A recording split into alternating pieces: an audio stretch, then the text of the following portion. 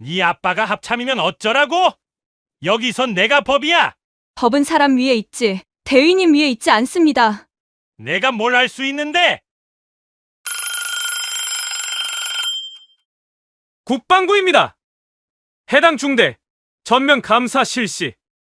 원칙을 무시한 자 권력 앞에 선 게 아니었습니다.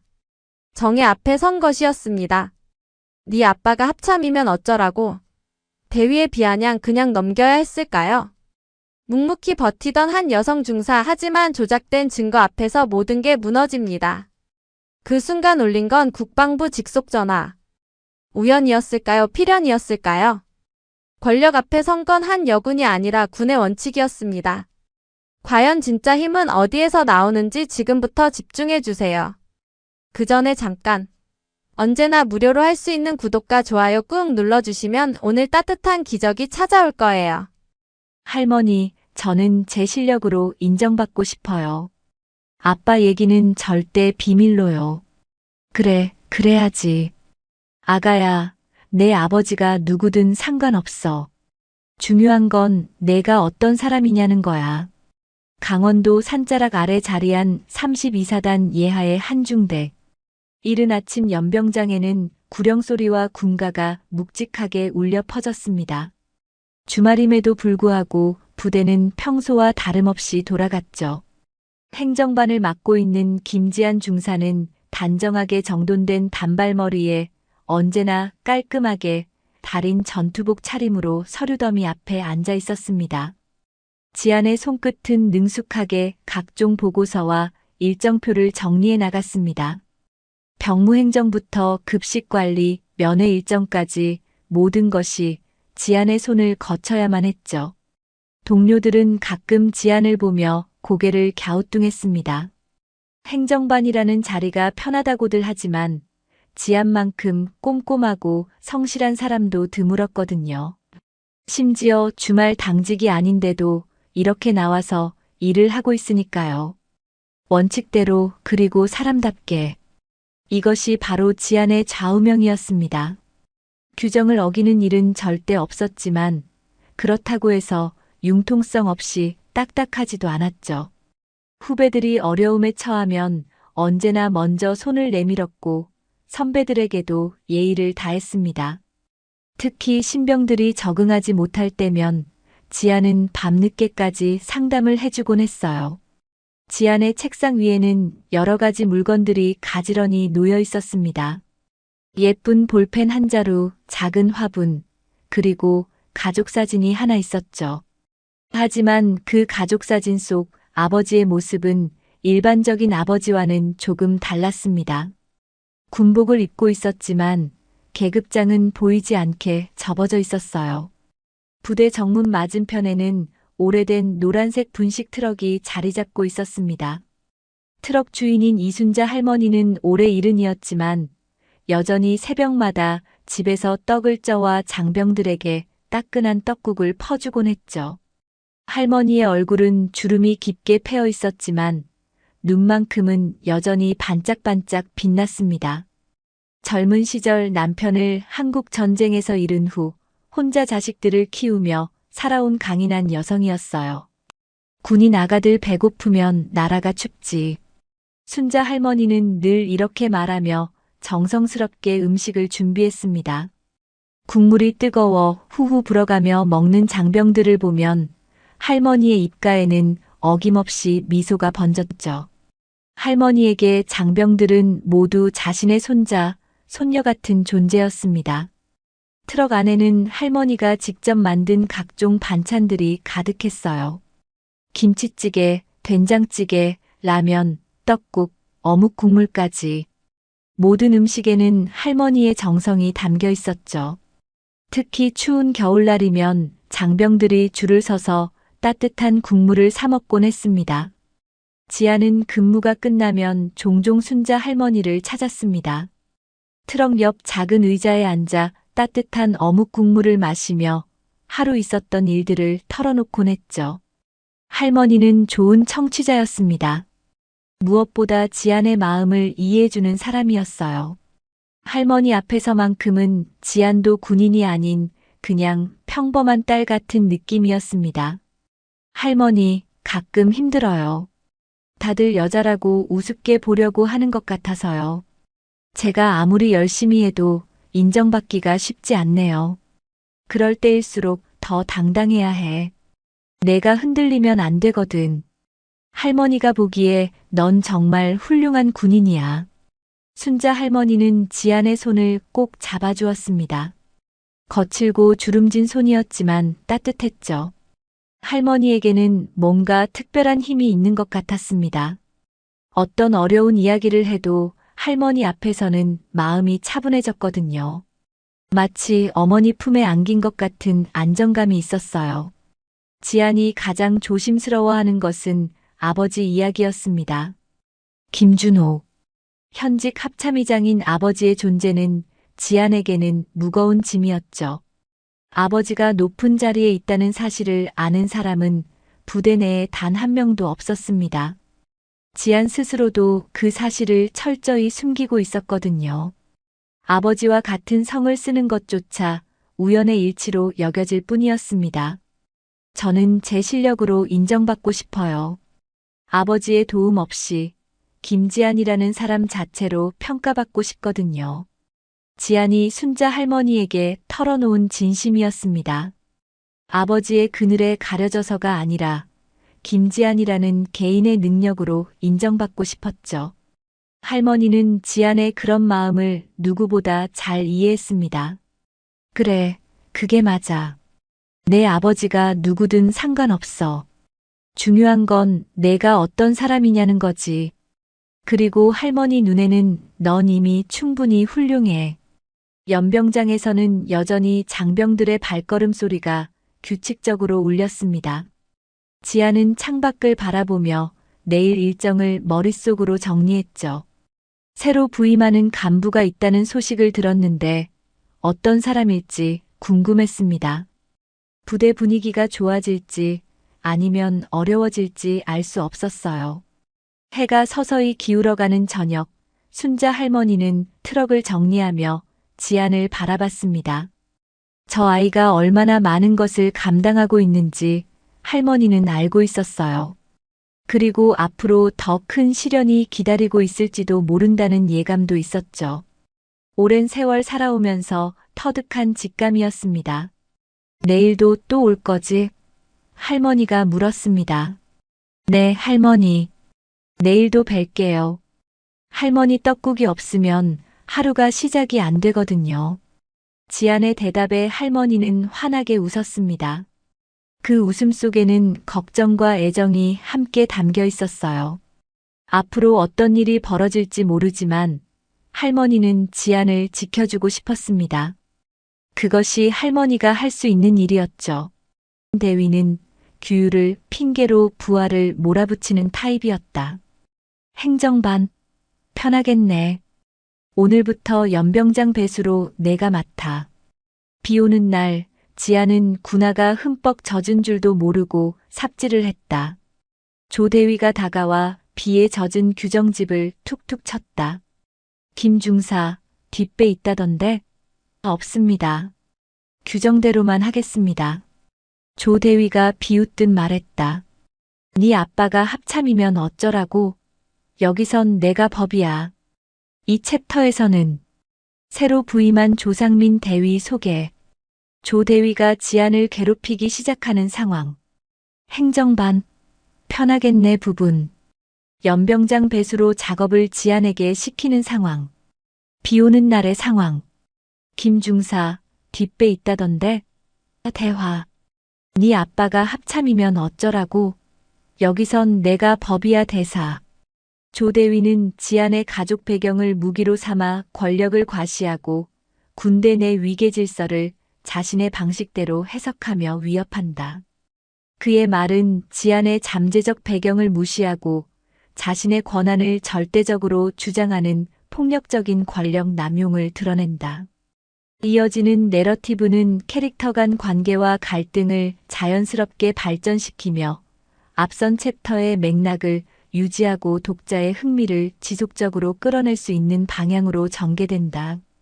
이 챕터, 행정반, 편하겠네. 오늘부터 연병장 배수로 내가 맡아. 월요일 아침 중대 사무실에 새로운 목소리가 울려 퍼졌습니다. 조상민 대위가 부임한 첫날이었죠. 35살의 조 대위는 키가 크고 어깨가 넓었지만 눈빛에는 차가운 기운이 서려 있었습니다.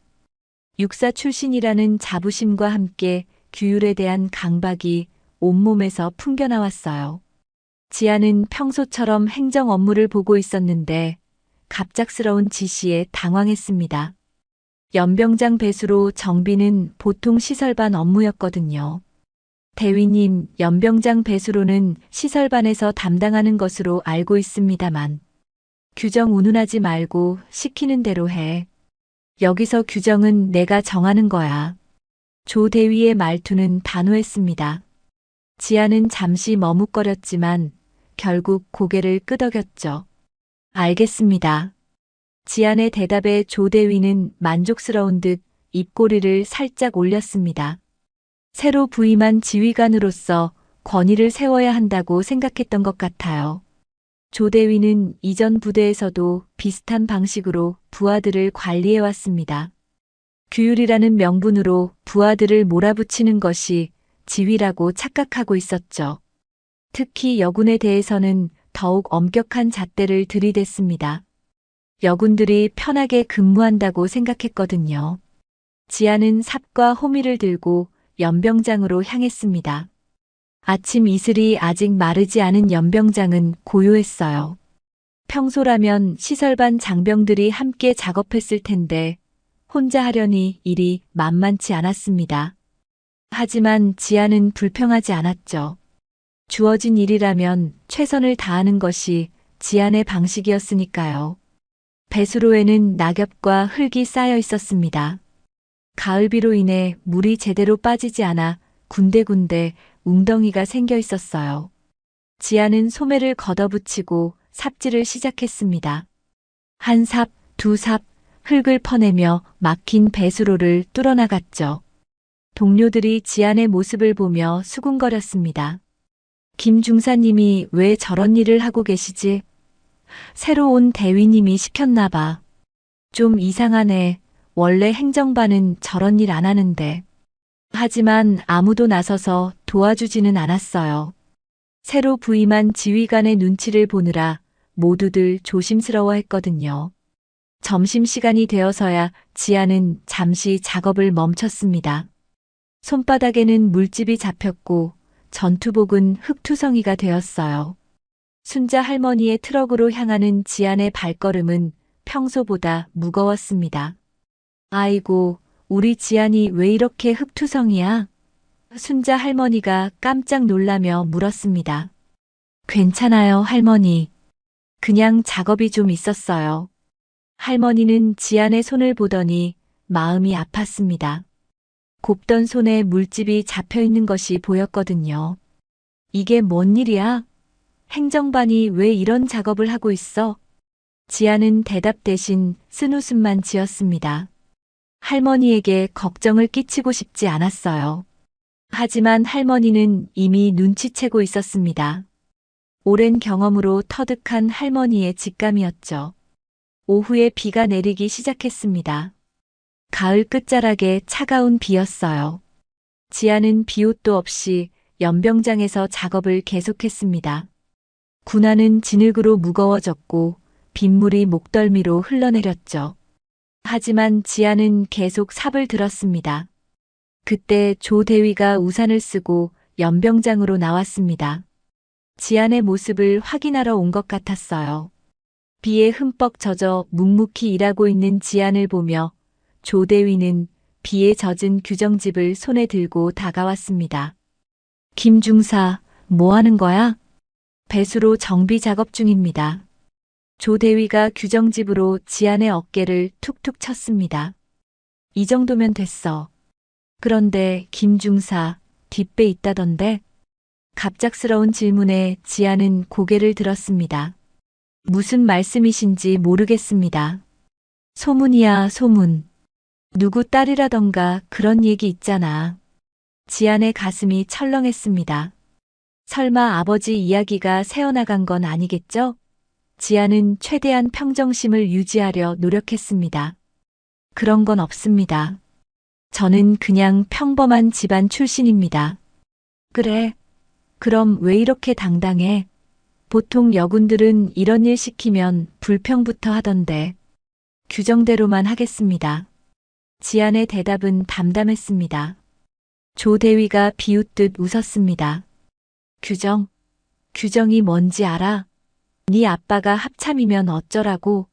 여기선 내가 법이야. 그 말을 들은 지안의 얼굴이 굳어졌습니다. 조 대위는 아버지에 대해 정확히 알고 있었던 걸까요? 아니면 그냥 던진 말이었을까요? 지안은 혼란스러웠지만 표정 관리만큼은 놓치지 않았습니다. 제 아버지는 합참과 관계없습니다. 저는 김지안 중사로서만 근무하겠습니다. 조 대위는 지안의 대답을 듣고 더욱 큰 소리로 웃었습니다.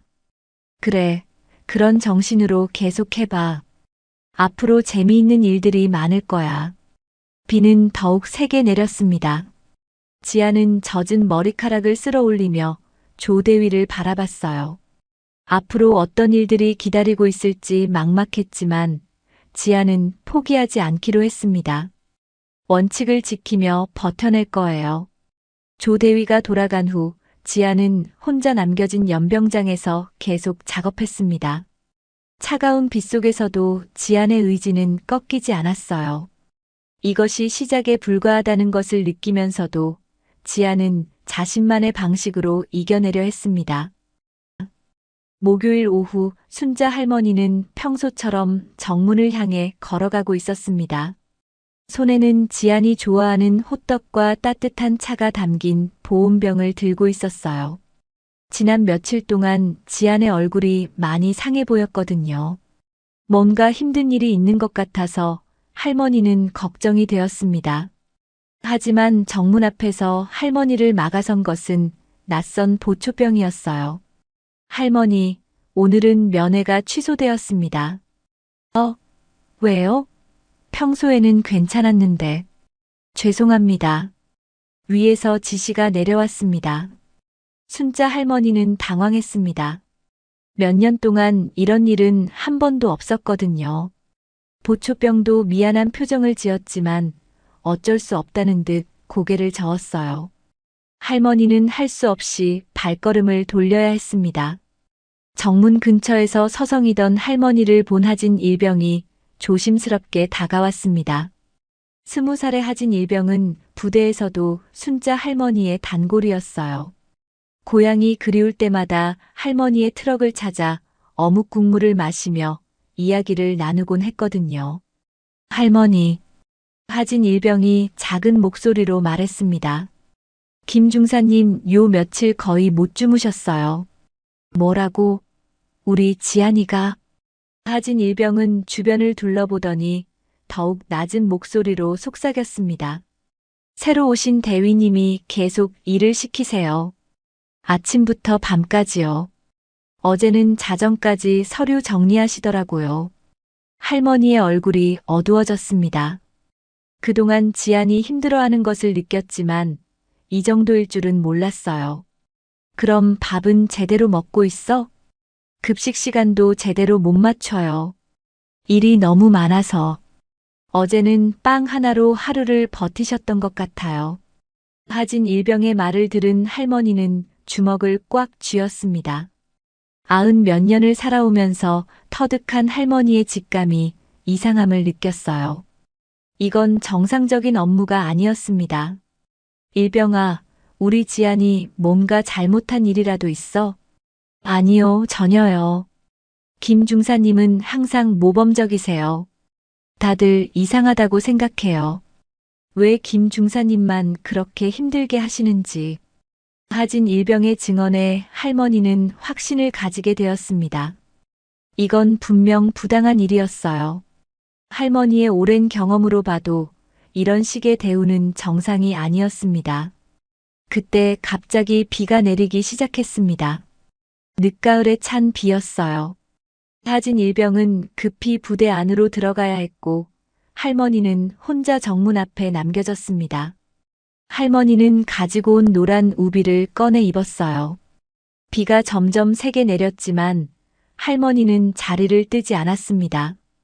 정문 옆 작은 비가림막 아래 서서 지안을 기다렸어요. 혹시라도 지안이 나올지 모른다는 마음으로 말이죠. 할머니의 작은 어깨가 비바람에 흔들렸지만 발걸음만큼은 움직이지 않았습니다. 시간이 흘러 저녁이 되었지만 지안은 나타나지 않았습니다. 할머니는 젖은 우비를 벗으며 깊은 한숨을 쉬었어요. 저 책으로 어떻게 버티나. 할머니 혼자 중얼거린 말이었습니다. 집으로 돌아가는 길 할머니의 머릿속에는 여러 생각이 맴돌았습니다. 지안이 힘들어하는 모습을 그냥 지켜볼 수만은 없었어요. 뭔가 해야 할 일이 있다는 생각이 들었습니다. 그날 밤 할머니는 오래된 전화번호부를 뒤적였습니다. 젊은 시절 남편과 함께 알던 사람들의 연락처가 적혀 있었어요.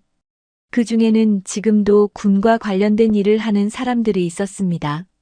할머니는 한 번도 개인적인 부탁을 해본 적이 없었지만 이번만큼은 달랐어요. 박 대령님, 오랜만입니다. 순자입니다. 전화를 받은 박 대령은 할머니의 목소리를 듣고 반가워했습니다. 고인이 된 할머니 남편의 전우였거든요. 아, 순자 씨. 정말 오랜만이네요. 어떻게 지내셨어요? 대령님, 부탁이 하나 있어요. 우리 부대 애들 중에 하나가 부당한 대우를 받고 있는 것 같아서요. 할머니는 지난 며칠 동안 본 지안의 모습과 하진 일병에게 들은 이야기를 자세히 설명했습니다. 박 대령은 할머니의 말을 진지하게 들었어요. 그건 분명 문제가 있는 상황이네요. 하지만 정확한 증거가 있어야 해요. 소문만으로는 조치하기 어렵거든요. 증거요? 네, 녹음이나 목격자 진술 아니면 문서상의 증거 같은 것들 말이에요. 전화를 끊은 후 할머니는 깊은 생각에 빠졌습니다. 증거를 모아야 한다는 박 대령의 말이 계속 머릿속을 맴돌았어요. 지안을 도와주려면 단순히 걱정하는 것만으로는 부족했습니다. 다음 날 아침 할머니는 평소보다 일찍 트럭을 준비했습니다. 그리고 작은 녹음기를 주머니에 넣었어요. 오래전 남편이 쓰던 것이었는데 아직도 작동했습니다. 증거를 모으자. 그래야 지킬 수 있어. 할머니는 혼자 중얼거리며 다짐했습니다. 지안을 지켜주기 위해서는 더 적극적으로 행동해야 했어요. 할머니의 눈빛에는 젊은 시절의 강인함이 되살아나고 있었습니다. 정문 앞에 트럭을 세운 할머니는 오늘도 지안을 기다렸습니다. 어제와는 달리 날씨가 맑았어요. 할머니는 따뜻한 국물을 끓이며 지안이 나오기를 간절히 바랐습니다. 오늘은 꼭 지안의 상태를 직접 확인하고 싶었거든요. 내가 버티면 애들은 안 맞는다. 조상민 대위의 갑질은 날이 갈수록 더욱 심해졌습니다. 지안에게 주어지는 업무량은 기하급수적으로 늘어났어요. 한밤중 부대 전체 청소 지시, 예고 없는 불시 소집, 그리고 물리적으로 불가능한 보고서 마감 시간까지. 조 대위는 마치 지안을 시험하듯 계속해서 무리한 요구를 했습니다. 김 중사, 오늘 밤 12시까지 전 중대 침상 정리 점검하고 보고서 올려. 대위님, 그 시간이면 장병들이 모두 취침한 후인데요. 그럼 깨워서라도 해. 규정이 그래. 지안은 더 이상 반박하지 않았습니다. 어차피 조 대위의 마음은 이미 정해져 있었거든요. 지안이 항의할수록 더 큰 일이 떨어질 것이 뻔했어요. 그보다는 혼자라도 감당해서 다른 장병들에게 피해가 가지 않도록 하는 것이 나았습니다. 새벽 2시, 지안은 여전히 사무실에서 보고서를 작성하고 있었습니다. 형광등 불빛 아래서 지안의 얼굴은 창백해 보였어요. 눈 밑에는 다크서클이 짙게 드리워져 있었고 손끝은 계속된 타자질로 부어 있었습니다. 하지만 지아는 포기하지 않았어요. 내가 버티면 애들은 안 맞는다. 지안이 혼자 중얼거린 말이었습니다. 후배들과 동료들이 괜한 고생을 하지 않도록 지안 혼자라도 버텨내겠다는 의지였어요. 지안의 어깨는 무거웠지만 마음만큼은 흔들리지 않았습니다. 다음 날 아침 하진 일병은 새벽부터 근무하는 지안의 모습을 보며 마음이 아팠습니다. 며칠째 제대로 잠을 못 자는 지안을 지켜보는 것이 괴로웠어요. 하진 일병은 조심스럽게 지안에게 다가갔습니다. 김 중사님 괜찮으세요? 지안은 피곤한 얼굴에도 불구하고 하진 일병에게 미소를 지어 보였습니다. 괜찮다. 너희는 그냥 규정 지켜가며 하던 대로 해. 그때 하진 일병의 주머니에서 휴대폰이 진동했습니다. 평소 같으면 즉시 전원을 껐겠지만 갑자기 떠오른 생각이 있었어요. 하진 일병은 재빨리 휴대폰을 꺼내 녹화 버튼을 눌렀습니다. 소리는 끄고 조심스럽게 촬영을 시작했어요. 김 중사님 정말 괜찮으세요? 하진 일병이 다시 물었습니다. 괜찮다고 했잖아. 너희는 규정 지켜. 지안의 목소리에는 피로가 묻어 있었지만 여전히 후배를 걱정하는 마음이 담겨 있었어요. 그 순간 조 대위가 사무실로 들어왔습니다. 뭐야, 벌써부터 수다 떨고 있어? 김 중사, 어젯밤 보고서는 다 했어? 네, 대위님. 완료했습니다. 그래. 그럼 오늘은 부대 전체 화장실 청소해. 점심시간까지. 하진 일병의 휴대폰에는 조 대위의 무리한 지시가 고스란히 녹화되고 있었습니다. 조 대위는 하진 일병의 존재를 신경 쓰지 않는 듯 했어요. 아니면 아예 의식하지 못하고 있는 것 같았습니다. 대위님, 부대 전체 화장실은 시설반 업무인데요. 또 규정 얘기야? 김 중사, 뒷배 믿지 말고 현실을 봐. 여기서는 내 말이 곧 규정이야. 조 대위의 폭언이 희미하게나마 하진 일병의 휴대폰에 녹음되었습니다. 하진 일병은 최대한 자연스럽게 행동하며 계속 촬영했어요. 조 대위가 나간 후 하진 일병은 급히 녹화를 중단했습니다. 중사님, 이거. 하진 일병이 휴대폰을 보여주려 했지만 지안이 손을 저었습니다. 됐어. 그런 거 하지 마. 너만 곤란해져. 하지만 하진 일병은 이미 마음을 정했습니다. 이 영상을 순자 할머니에게 보여드려야겠다고 생각했어요. 할머니라면 뭔가 방법을 찾아주실 것 같았거든요. 점심시간 하진 일병은 몰래 정문 근처로 나갔습니다. 순자 할머니는 평소처럼 트럭에서 음식을 준비하고 있었어요. 할머니를 본 하진 일병은 주변을 살핀 후 조심스럽게 다가갔습니다. 할머니, 보여드릴 게 있어요. 하진 일병이 휴대폰을 꺼내 영상을 보여주자 할머니의 얼굴이 점점 굳어졌습니다. 영상 속 지안의 지친 모습과 조 대위의 무리한 지시가 고스란히 담겨 있었어요. 이런, 우리 지안이가 저렇게 힘들어하고 있었구나. 할머니는 영상을 보며 주먹을 꽉 쥐었습니다. 그동안 짐작만 하고 있던 일들이 현실로 확인되는 순간이었어요. 할머니의 눈에는 분노와 슬픔이 동시에 떠올랐습니다. 일병아, 이 영상 나한테 보내줄 수 있어? 네, 할머니. 그런데 이걸로 뭘 하실 거예요? 증거야. 우리 지안이를 도와줄 증거 말이야. 그날 저녁 할머니는 받은 영상과 함께 다른 자료들도 모으기 시작했습니다. 병영일지 사본을 구해달라고 아는 사람에게 부탁했고 지안의 근무 시간과 업무 내용을 상세히 기록했어요. 할머니는 꼼꼼하게 모든 것을 정리했습니다. 며칠 후 할머니는 완성된 민원 서류를 들고 군 감찰부에 찾아갔습니다. 오래된 버스를 타고 시내까지 나가는 것이 쉽지 않았지만 할머니는 포기하지 않았어요. 어르신, 민원 접수 도와드릴게요. 젊은 공무원이 친절하게 할머니를 맞이했습니다. 할머니는 준비해온 서류와 영상 파일을 모두 제출했어요. 공무원은 자료들을 꼼꼼히 살펴보더니 고개를 끄덕였습니다. 자료는 잘 정리되어 있네요. 검토 후 연락드리겠습니다. 일주일 후 할머니에게 답변이 왔습니다. 추가 증거 필요라는 짧은 답변이었어요. 할머니는 실망했지만 포기하지 않았습니다. 더 확실한 증거가 필요하다면 구해야 했어요. 아직 끝난 게 아니야. 우리 지안이를 반드시 지켜낼 거야. 할머니는 다시 한번 다짐했습니다. 한 번의 실패로 포기할 할머니가 아니었거든요. 오히려 더 확고한 의지를 다졌어요. 지안을 지키기 위해서는 더 강력한 증거와 더 확실한 방법이 필요했습니다.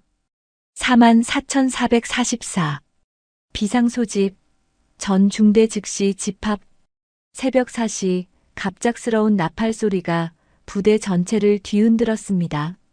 장병들은 졸린 눈을 비비며 급히 침상에서 일어났어요. 평소라면 이런 시간에 비상소집이 있을 리 없었는데 조 대위의 지시였습니다.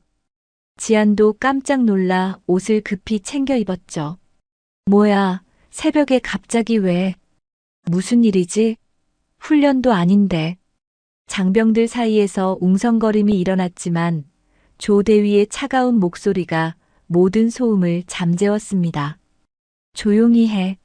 오늘은 전 중대 침상 검사다. 한 명씩 차례대로 사물함 열어. 조 대위의 얼굴에는 묘한 미소가 떠올라 있었습니다.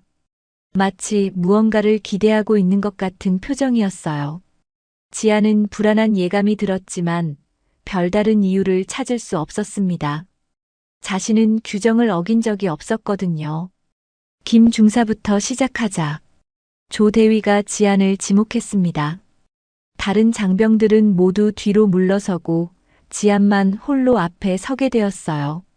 조 대위는 천천히 지안의 사물함 앞으로 다가갔습니다. 열어봐. 지안은 떨리는 손으로 사물함 문을 열었습니다.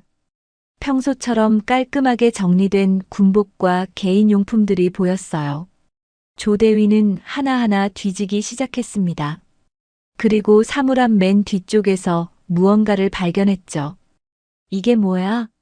조 대위의 손에는 작은 소주 미니병이 들려 있었습니다. 지안의 얼굴이 창백해졌어요. 분명히 자신이 넣은 것이 아니었는데 어떻게 거기에 있을 수 있었을까요? 저게 뭔지 모르겠습니다. 모른다고? 내 사물함에서 나왔는데? 조 대위의 목소리가 점점 높아졌습니다. 주변 장병들도 웅성거리기 시작했어요. 군내 음주는 엄격히 금지된 사안이었거든요. 대위님, 저는 정말 모릅니다. 제가 넣은 게 아니에요. 그럼 누가 넣었다는 거야? 혼자 걸어 들어온 거야? 조 대위가 비웃으며 소주병을 흔들어 보였습니다. 병 안에는 아직 술이 반 정도 남아 있었어요. 지안은 머릿속이 하얘졌습니다. 누군가 일부러 넣은 것이 분명했지만 증명할 방법이 없었어요. 군 내 주류 반입? 이거 완전 징계 사유인데? 조 대위의 입꼬리가 더욱 올라갔습니다. 마치 이 순간을 기다렸다는 듯한 표정이었어요. 지안은 온몸이 떨렸습니다. 이런 억울한 일이 있을 수 있을까요? 누가 넣었지? 내가. 정말 내가 넣었나? 지안은 자기 자신조차 의심하게 되었습니다. 최근 며칠간 너무 피곤해서 기억이 흐릿했거든요. 혹시 정말 자신이 실수로 넣었던 건 아닐까요? 하지만 아무리 생각해도 그럴 리가 없었습니다. 김중사, 변명은 그만하고 솔직히 인정해. 스트레스 받아서 몰래 마셨지? 아닙니다. 저는 정말 술을 마시지 않았습니다. 지안의 목소리가 절망적으로 울렸습니다. 하지만 조 대위는 들은 척도 하지 않았어요. 오히려 더욱 큰 소리로 웃기 시작했습니다. 하하, 이제 와서 발뺌이야? 증거가 여기 있는데? 조 대위가 소주병을 머리 위로 들어 올리며 모든 장병들에게 보여줬습니다. 장병들의 시선이 모두 지안에게 집중되었어요. 지안은 그 시선들이 너무나 무거웠습니다. 규정 위반 확실하네. 김중사, 이제 어떻게 할 거야? 대위님, 저는 정말 억울합니다. 누군가 일부러 넣은 것 같은데요. 누가? 증거 있어? 네 아빠가 합참이면 어쩌라고? 여기서는 내가 규정이고 내가 법이야. 조 대위의 말에 지안의 온몸에 소름이 돋았습니다. 조 대위는 정말로 아버지에 대해 알고 있었던 걸까요? 아니면 그냥 던진 말이었을까요? 지안은 혼란스러웠습니다. 제 아버지는 관계없습니다. 저는 김지안 중사로서만. 닥쳐. 지금 상황에서 무슨 소리야? 조 대위가 고함을 지르자 지안은 입을 다물 수밖에 없었습니다. 주변 장병들도 숨을 죽이고 상황을 지켜봤어요. 분위기가 너무나 무거웠습니다. 김 중사, 너 이제 끝났어. 징계위원회 회부 확실하고 저녁까지 각오해야겠네.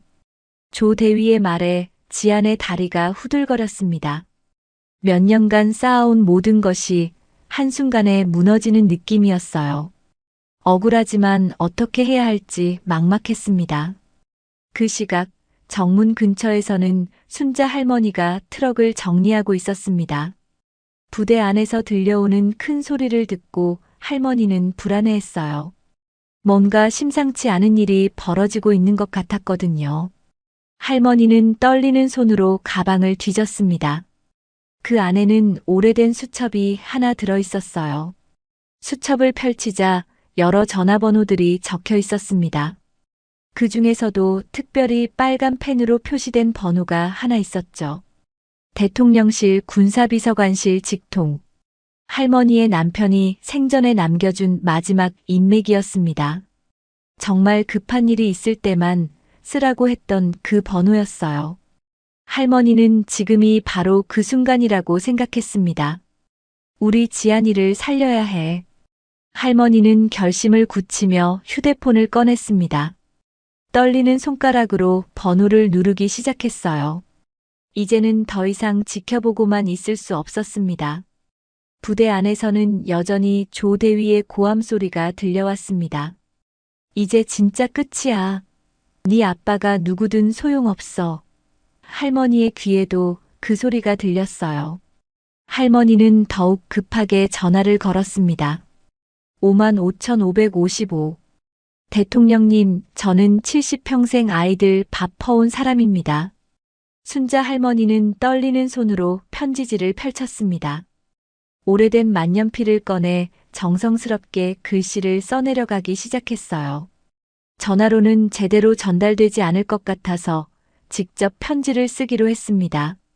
할머니의 손글씨는 비록 떨렸지만 마음만큼은 간절했어요. 밥은 버리지 않았어요. 우리 군의 밥상, 제발 지켜주십시오.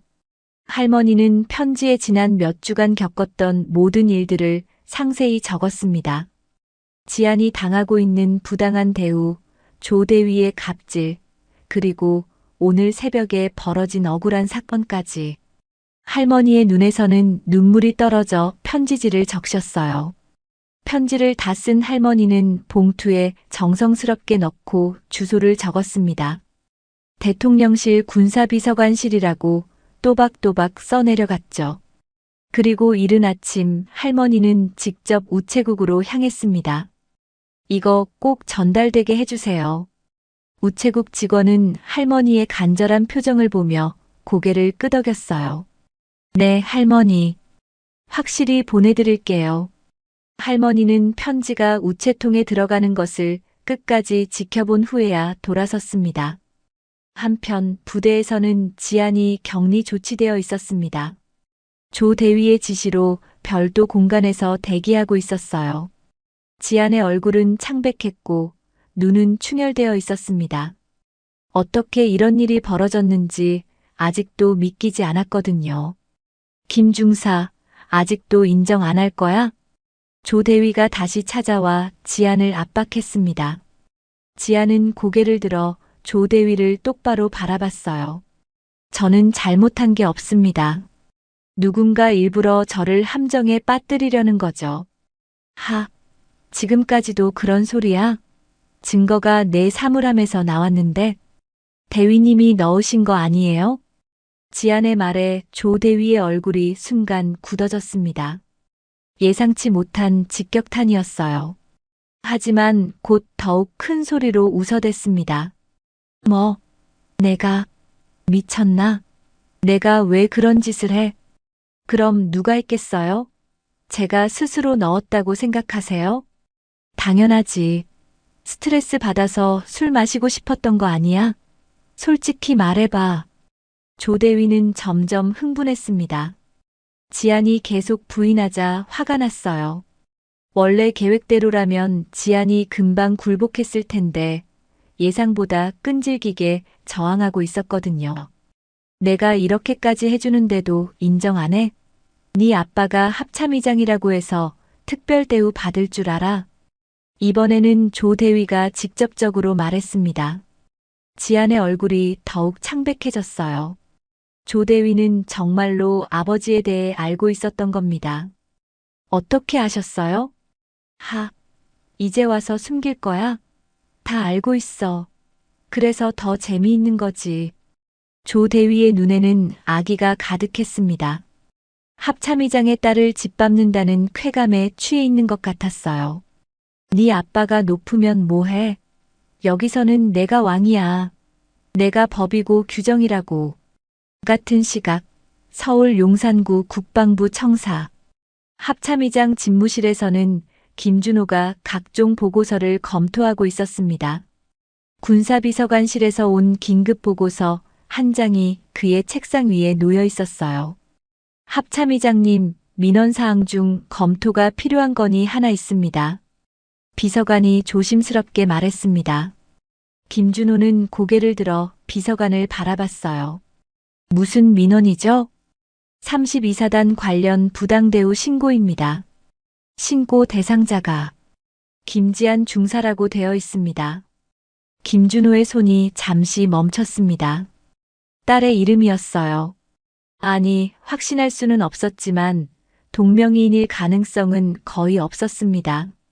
자세한 내용은 뭡니까? 지휘관의 갑질과 부당대우, 그리고 최근에는 누명을 씌워 징계 위기에 처했다는 내용입니다. 김준호는 보고서를 받아들고 천천히 읽어내려갔습니다. 순자 할머니의 손글씨로 적힌 편지 내용이 함께 첨부되어 있었어요. 할머니가 지안을 얼마나 아끼는지, 그리고 지안이 얼마나 힘들어하고 있는지가 고스란히 전해졌습니다. 김준호는 잠시 눈을 감았습니다. 딸이 자신의 신분을 숨기고 군복무를 하고 있다는 것을 알고 있었어요. 하지만 이런 부당한 대우를 받고 있을 줄은 몰랐습니다. 원칙은 약한 사람을 지키기 위해 있는 거다. 김준호가 혼자 중얼거린 말이었습니다. 이것은 그가 평생 지켜온 신념이었어요. 설령 대상이 자신의 딸이라고 해도, 아니, 오히려 그렇기 때문에 더욱 원칙대로 처리해야 했습니다. 즉시 사실 확인에 들어가세요. 그리고 관련자들 직무배제 조치하고요. 네, 합참의장님. 바로 처리하겠습니다. 비서관이 나간 후 김준호는 창밖을 바라봤습니다. 딸이 얼마나 힘들었을지 생각하니 마음이 아팠어요.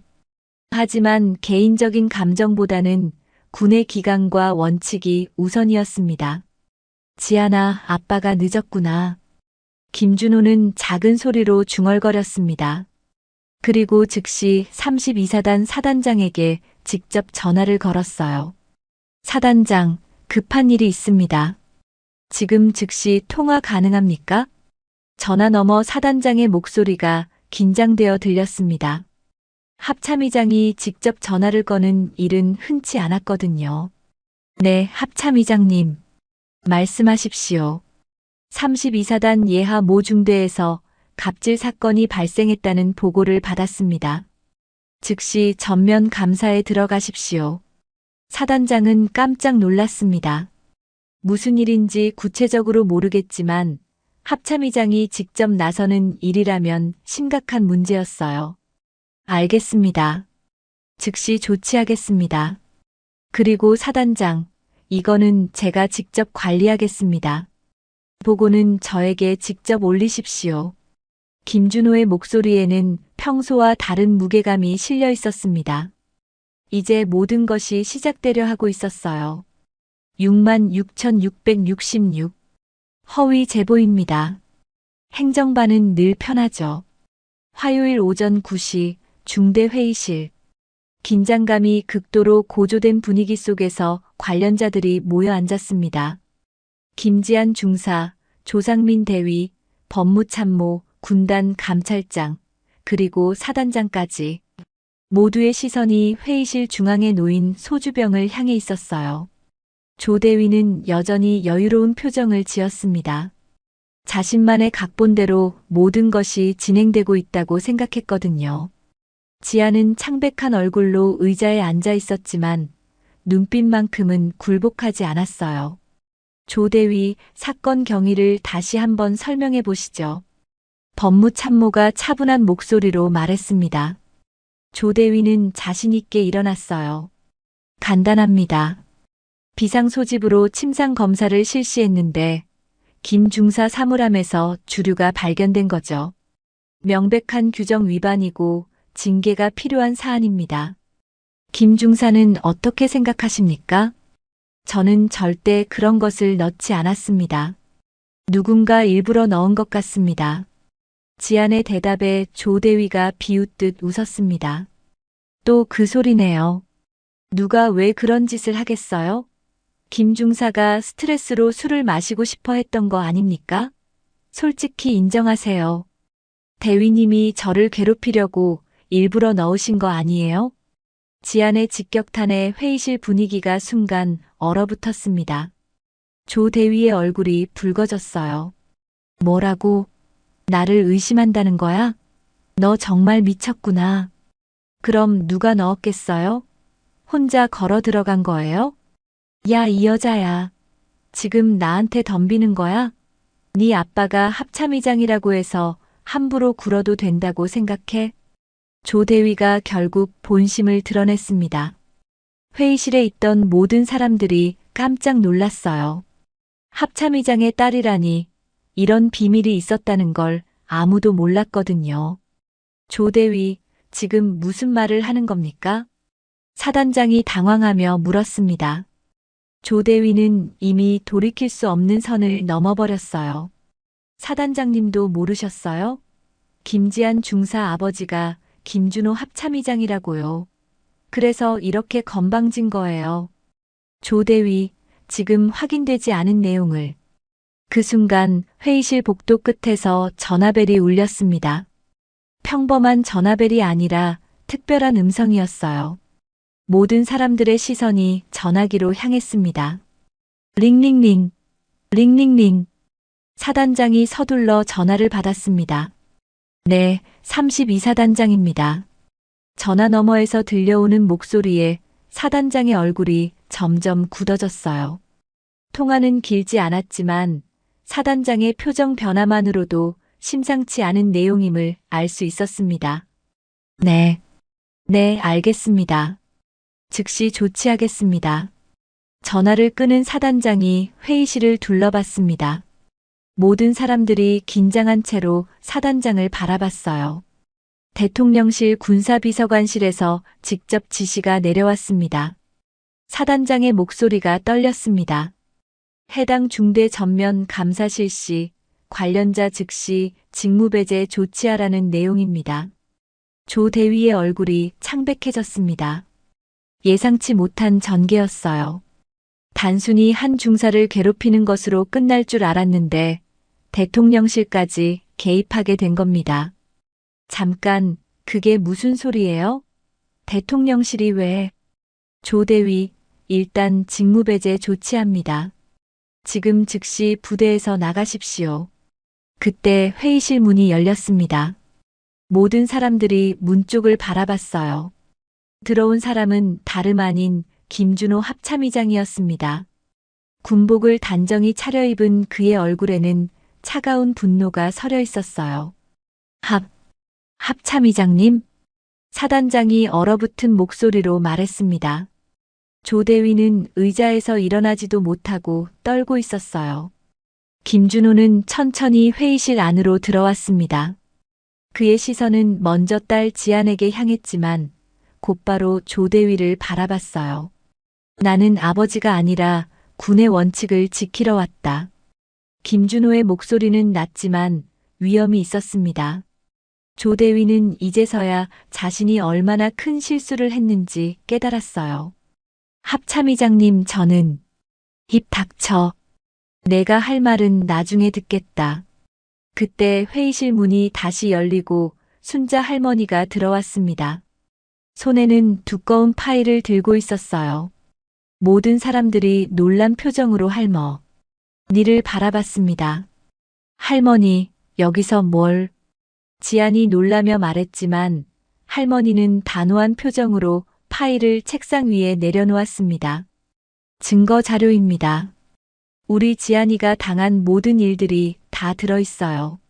할머니가 파일을 열자 여러 자료들이 나왔습니다.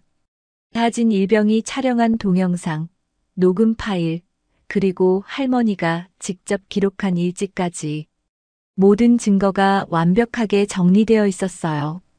이것 좀 들어보세요. 할머니가 녹음기를 틀었습니다. 조 대위의 목소리가 회의실에 울려 퍼졌어요. 네 아빠가 합참이면 어쩌라고? 여기선 내가 규정이야. 또 규정 얘기야? 김중사, 뒷배 믿지 말고 현실을 봐. 여기서는 내 말이 곧 규정이야. 조 대위의 얼굴이 하얗게 질렸습니다. 자신의 목소리가 증거로 남겨진 걸 몰랐어요. 김준호는 녹음을 다 들은 후 조 대위를 차갑게 바라봤습니다. 규정은 내가 아니라 법이 만든다. 김준호의 한마디가 회의실을 완전히 압도했습니다. 조 대위는 이제 완전히 끝났다는 것을 깨달았어요. 7777 조상민 대위 즉시 보직 해임 및 수사기관 송치 조치합니다. 김준호 합참의장의 선고가 떨어지자 회의실은 완전한 정적에 빠졌습니다. 조 대위는 의자에 주저앉은 채 말을 잇지 못했어요. 몇 시간 전까지만 해도 자신이 모든 것을 장악하고 있다고 생각했는데 이제는 완전히 끝장난 상황이었습니다. 합참의장님, 저는 그냥 부하를 괴롭힌 거야? 그냥 증거를 조작한 거고. 김준호의 목소리에는 차가운 분노가 담겨 있었습니다. 조 대위는 더 이상 변명할 말을 찾지 못했어요. 끌어내세요. 김준호의 지시에 따라 헌병들이 조 대위를 데리고 나갔습니다. 조 대위는 마지막까지 이건 아니잖아요. 이건 너무하잖아요. 라고 소리쳤지만 아무도 들어주지 않았어요.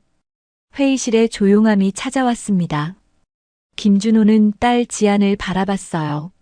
몇 주 동안 얼마나 힘들었을지 생각하니 마음이 아팠습니다. 하지만 개인적인 감정을 드러낼 수는 없었어요. 김지안 중사. 네, 합참의장님. 지안도 아버지를 합참의장으로만 대했습니다. 이곳에서는 부녀 관계가 아니라 상급자와 부하의 관계였거든요. 누명이 벗겨졌으니 원래 임무로 복귀하십시오. 그리고 전출 관련 서류는 모두 파기하겠습니다. 감사합니다. 지안의 대답은 담담했습니다. 하지만 마음속으로는 안도의 한숨을 쉬었어요. 이제야 모든 악몽이 끝났다는 생각이 들었습니다. 김준호는 사단장을 바라봤습니다.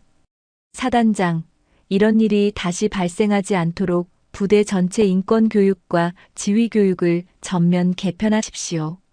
네, 합참의장님. 즉시 시행하겠습니다. 그리고 앞으로는 이런 갑질이나 부당대우가 발생하지 않도록 감시체계도 강화하시기 바랍니다. 회의가 끝난 후 김준호는 순자 할머니에게 다가갔습니다. 할머니는 여전히 그 자리에 서 있었어요. 할머니, 고맙습니다. 할머니가 아니었다면 이런 일은 밝혀지지 않았을 겁니다. 당연한 일을 했을 뿐이에요. 우리 지안이가 억울하게 당하는 걸 그냥 볼 수는 없었거든요. 순자 할머니의 대답에 김준호는 깊이 고개를 숙였습니다. 진정한 어른의 모습이었어요. 며칠 후 부대는 완전히 달라진 모습을 보였습니다. 조대위가 사라진 자리에는 새로운 지휘관이 부임했어요. 인권교육과 지휘교육이 전면적으로 실시되었고 장병들의 표정도 한결 밝아졌습니다.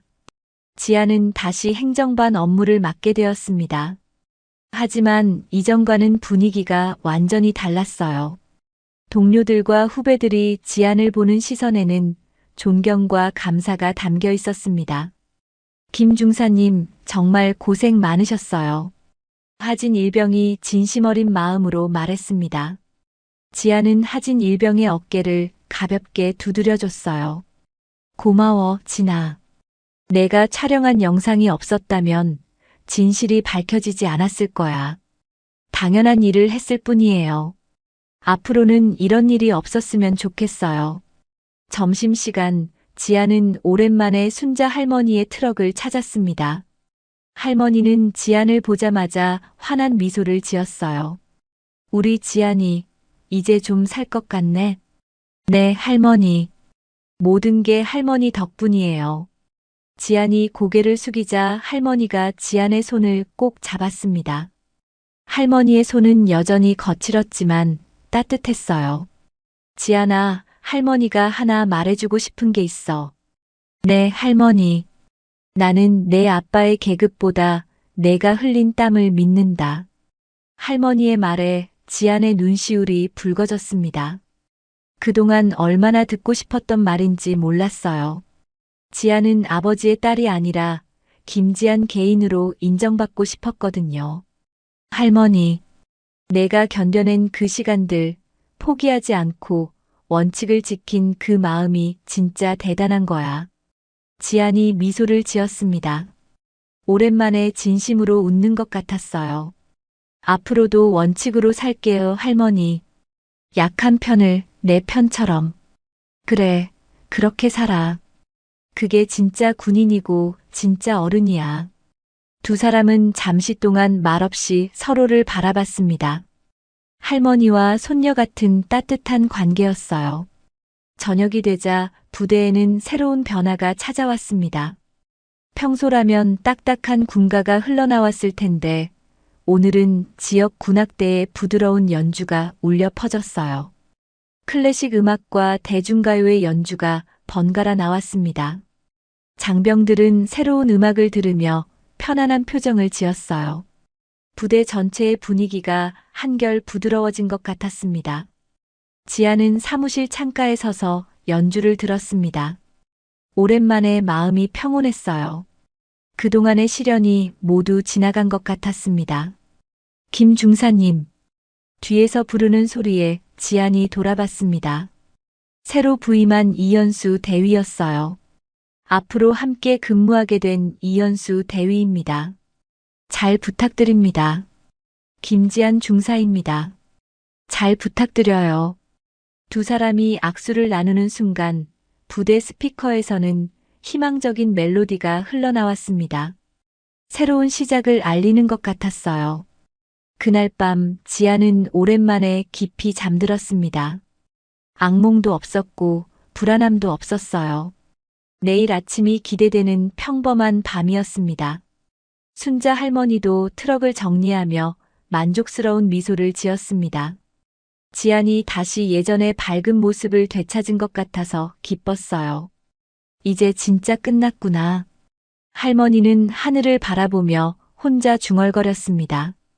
별들이 유난히 밝게 빛나는 밤이었어요. 권력은 계급에서 나올까요? 아니면 지켜야 할 원칙에서 나올까요? 당신이라면 불의 앞에서 침묵하겠습니까? 아니면 싸우시겠습니까? 한 통의 전화가 한 사람의 인생을 그리고 부대의 문화를 바꿀 수 있었습니다. 우리는 약한 편을 내 편처럼 지켜줄 준비가 돼 있나요? 정의는 먼 곳이 아니라 바로 당신의 선택 속에 있습니다. 오늘의 교훈이었습니다. 끝까지 시청해 주셔서 대단히 감사합니다. 인생은 옆집 사연이었습니다. 인연이 여기가 어디라고? 저도 결혼식 구경하러 왔어요. 후후후. 오늘은 제 날입니다. 제가 끝장을 내주죠.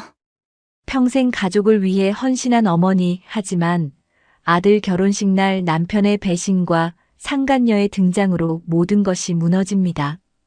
어휴, 저는 생각만 해도 끔찍한데요. 모든 하객이 지켜보는 자리에서 터진 분노, 드러난 충격적인 진실, 그러나 예비 며느리의 시원한 복수로 그들을 참교육하고 주인공은 새 출발을 한다는 감동적인 이야기입니다. 지금 집에 있는 가족분들의 얼굴을 한 분 한 분 떠올려 보시면서 영상 시작하겠습니다. 서울 종로구 북촌 한옥마을 깊숙한 골목 안쪽에 자리한 작은 한복 공방에서 김순정은 오늘도 변함없이 재봉틀 앞에 앉아 있었습니다. 55의 나이에도 여전히 또렷한 눈매로 바늘땀 하나하나를 세심하게 살피며 손끝으로 전해지는 고급 비단의 부드러운 질감을 느끼고 있었죠. 30년 동안 이어온 이 일이 순정에게는 단순한 생계수단을 넘어 자신만의 소중한 세계였습니다. 재봉틀 돌아가는 소리가 고즈넉한 한옥 공방에 리듬감 있게 울려 퍼졌어요.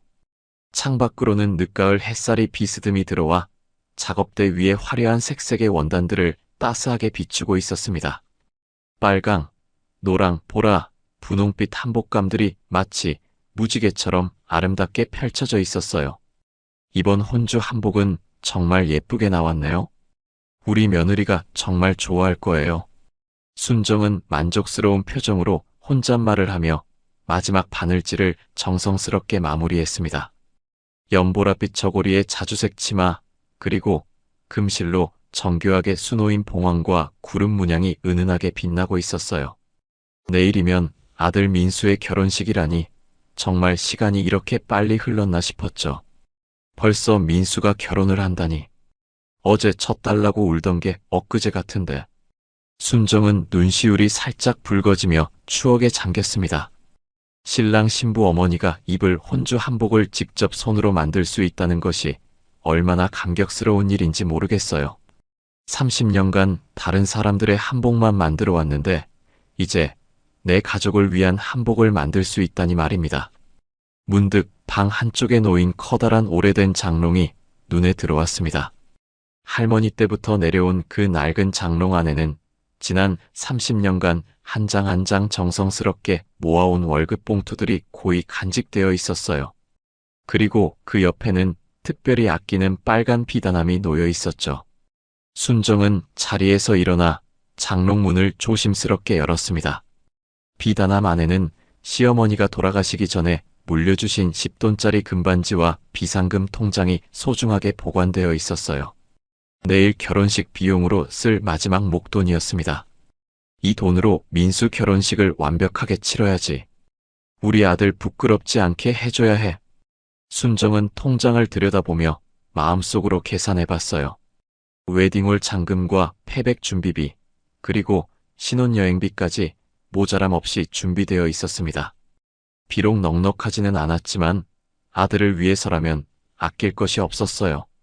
그때 현관문이 삐걱거리며 열리는 소리가 들렸습니다. 여보, 나 들어왔소. 남편 정태수의 목소리가 들렸습니다. 평소보다 1시간은 늦은 귀가였어요. 요즘 들어 이런 일이 부쩍 잦아졌죠.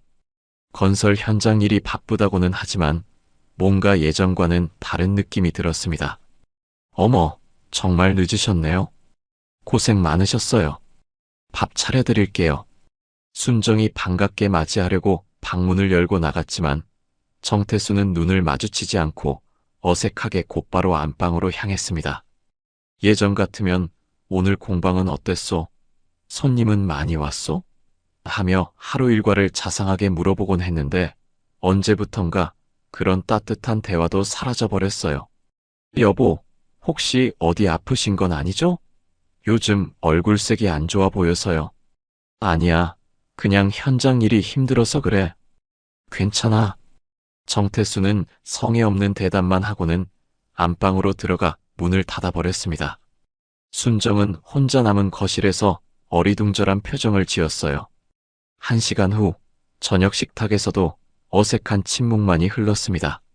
정태수는 밥을 먹으면서도 계속 스마트폰만 들여다보고 있었고 가끔 메시지 알림음이 울릴 때마다 황급히 확인하는 모습이 수상했어요. 그럴 때마다 입가에 미묘한 미소까지 지었다가 순정과 눈이 마주치면 급히 표정을 감추곤 했습니다.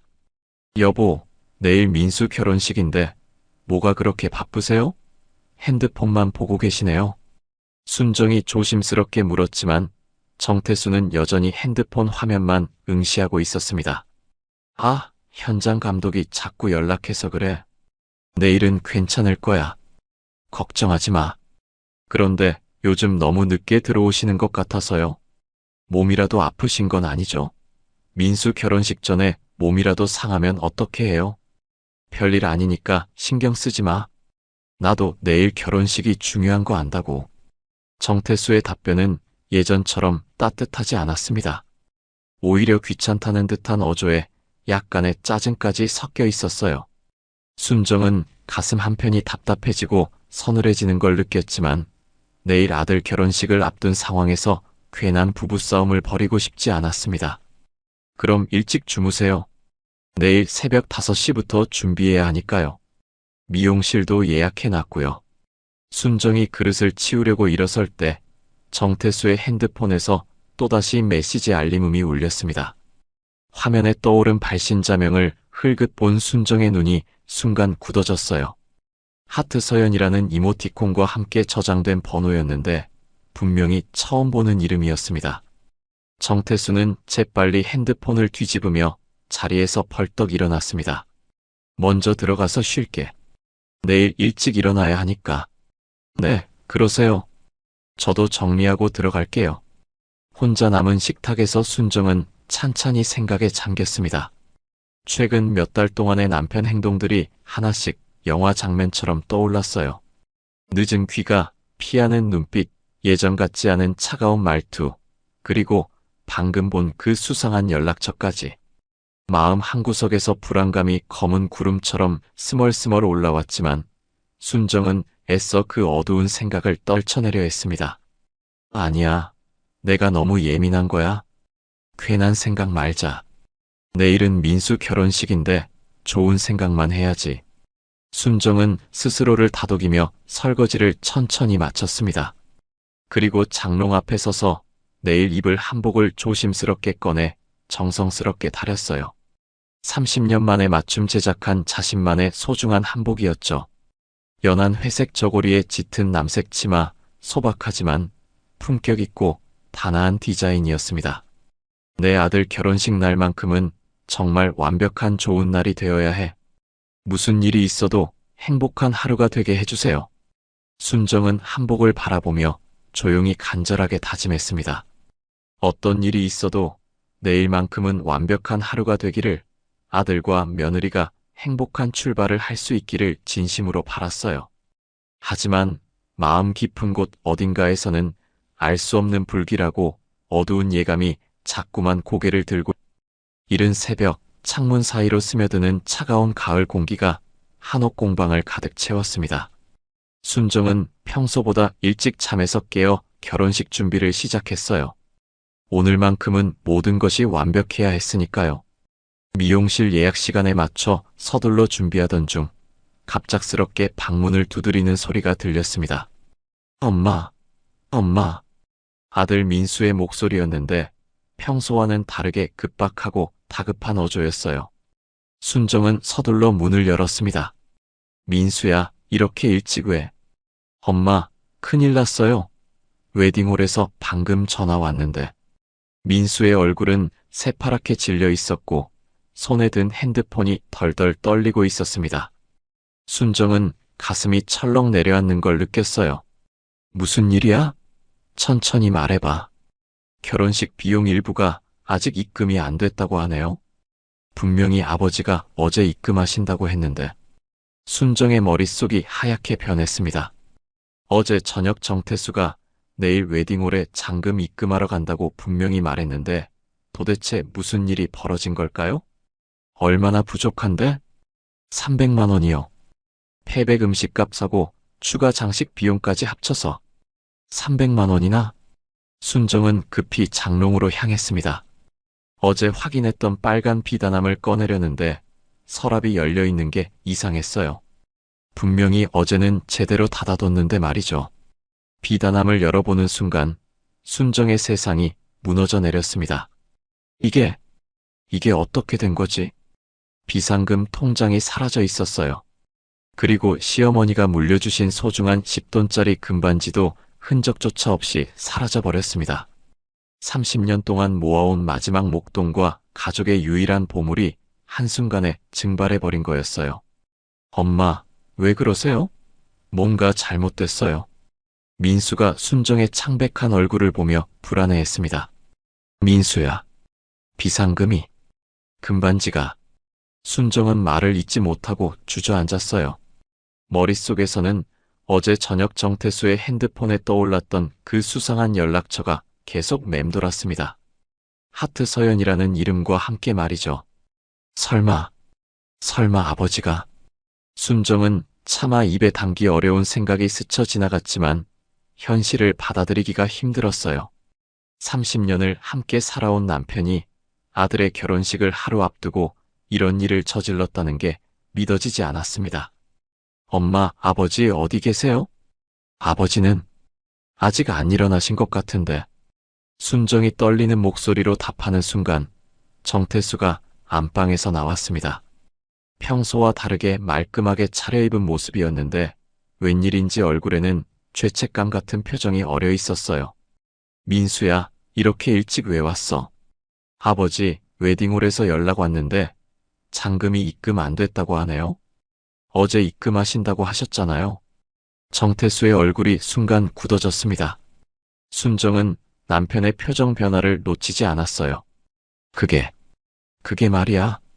아버지, 혹시 무슨 일 있으셨어요? 돈을 못 입금하신 특별한 이유라도? 민수가 다그치듯 물었지만 정태수는 눈을 이리저리 굴리며 제대로 된 답변을 하지 못했습니다. 여보. 순정이 차가운 목소리로 남편을 불렀어요. 그 순간 정태수의 어깨가 움츠러들었습니다. 비상금 통장하고 금반지 어디 있어요? 그게 무슨... 정태수, 나한테 거짓말하지 마세요. 장롱에서 다 사라졌어요. 순정의 목소리는 떨리고 있었지만 그 안에는 30년 동안 쌓여온 분노와 배신감이 가득 담겨 있었습니다. 엄마, 아버지, 도대체 무슨 일이에요? 오늘 내 결혼식인데 이게 뭐예요? 민수가 울먹이며 소리쳤습니다. 평생 기다려온 자신의 결혼식이 이상한 분위기로 흘러가는 게 견딜 수 없었어요. 민수야, 미안하다. 아버지가 잠깐 급한 일이 생겨서. 급한 일이 뭔데요? 내 결혼식보다 더 급한 일이 뭐가 있다고 그러세요? 그건 설명하기 복잡한데. 정태수가 말을 흐리는 사이 순정의 핸드폰이 울렸습니다. 웨딩홀에서 걸려온 전화였어요. 네, 김순정입니다. 어머님, 죄송합니다만 오늘 예식 진행에 차질이 생길 것 같습니다. 잔금 입금이 확인되지 않아서 일부 서비스 제공이 어려울 것 같은데. 네? 그게 무슨 말씀이세요? 오늘 오전까지 입금이 되지 않으면 패백 음식 준비와 추가 장식을 취소해야 할 것 같습니다. 전화를 끄는 순정의 얼굴은 절망으로 가득했어요. 하객들은 이미 예식장으로 향하고 있을 텐데 이런 상황에서 어떻게 결혼식을 치를 수 있을까요? 여보, 정말로 마지막으로 물어볼게요. 우리 돈 어디다 썼어요?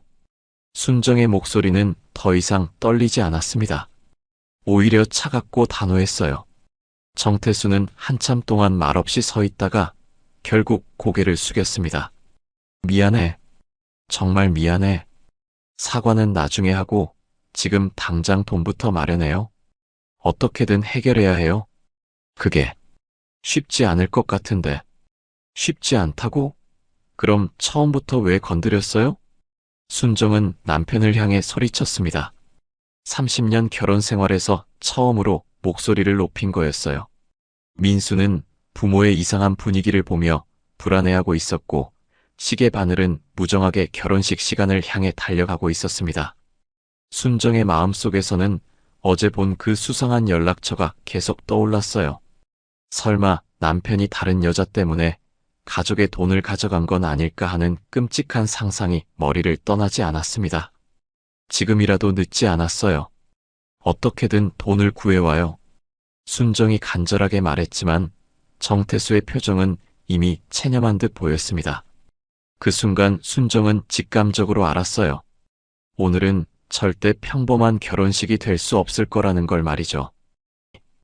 결국 어떻게든 급한 불은 껐습니다.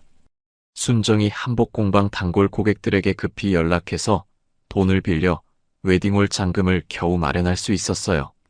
하지만 마음속 깊은 곳에서는 여전히 불안감이 가시지 않았습니다. 정태수의 수상한 행동과 사라진 돈, 그리고 어제 본 그 이상한 연락처까지 모든 게 뒤엉켜 있었어요. 엄마, 정말 괜찮으세요? 얼굴이 너무 안 좋아 보여요. 미용실에서 헤어와 메이크업을 마친 며느리 윤희가 걱정스러운 표정으로 순정을 바라봤습니다. 순정은 애써 미소를 지으며 대답했어요. 괜찮아요, 윤희야.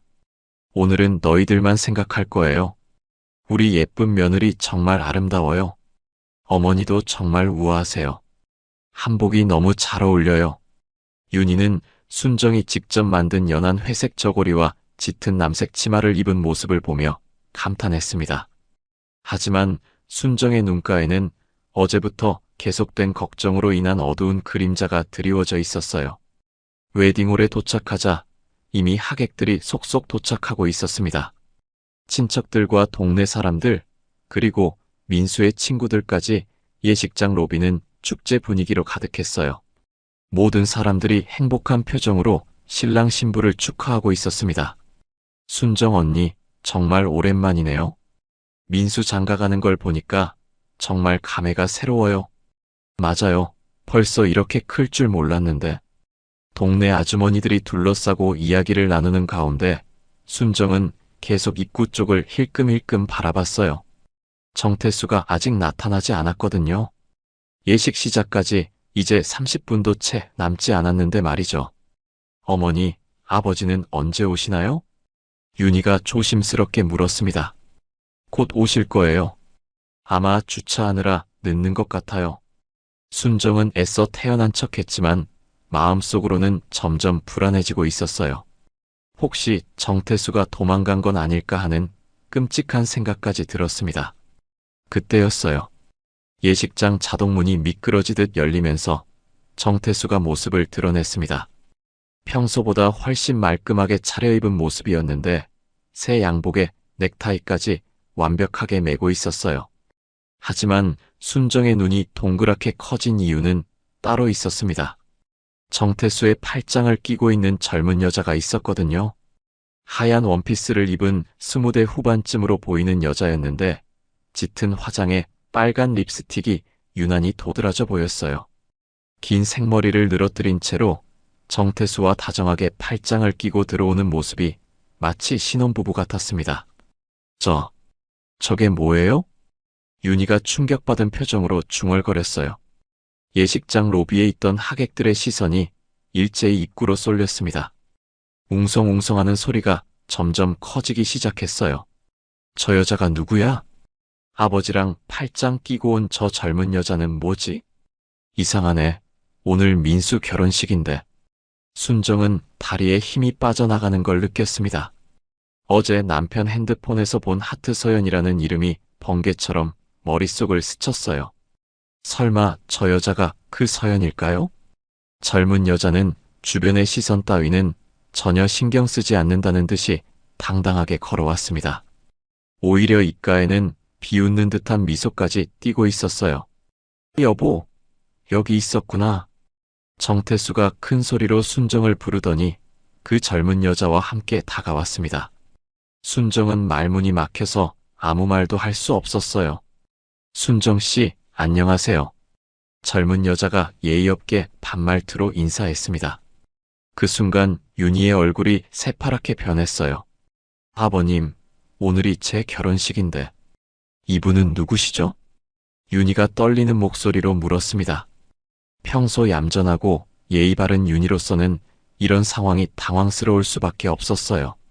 아, 이분은 정태수가 말을 더듬자 젊은 여자가 대신 입을 열었습니다. 안녕하세요, 박서연이에요.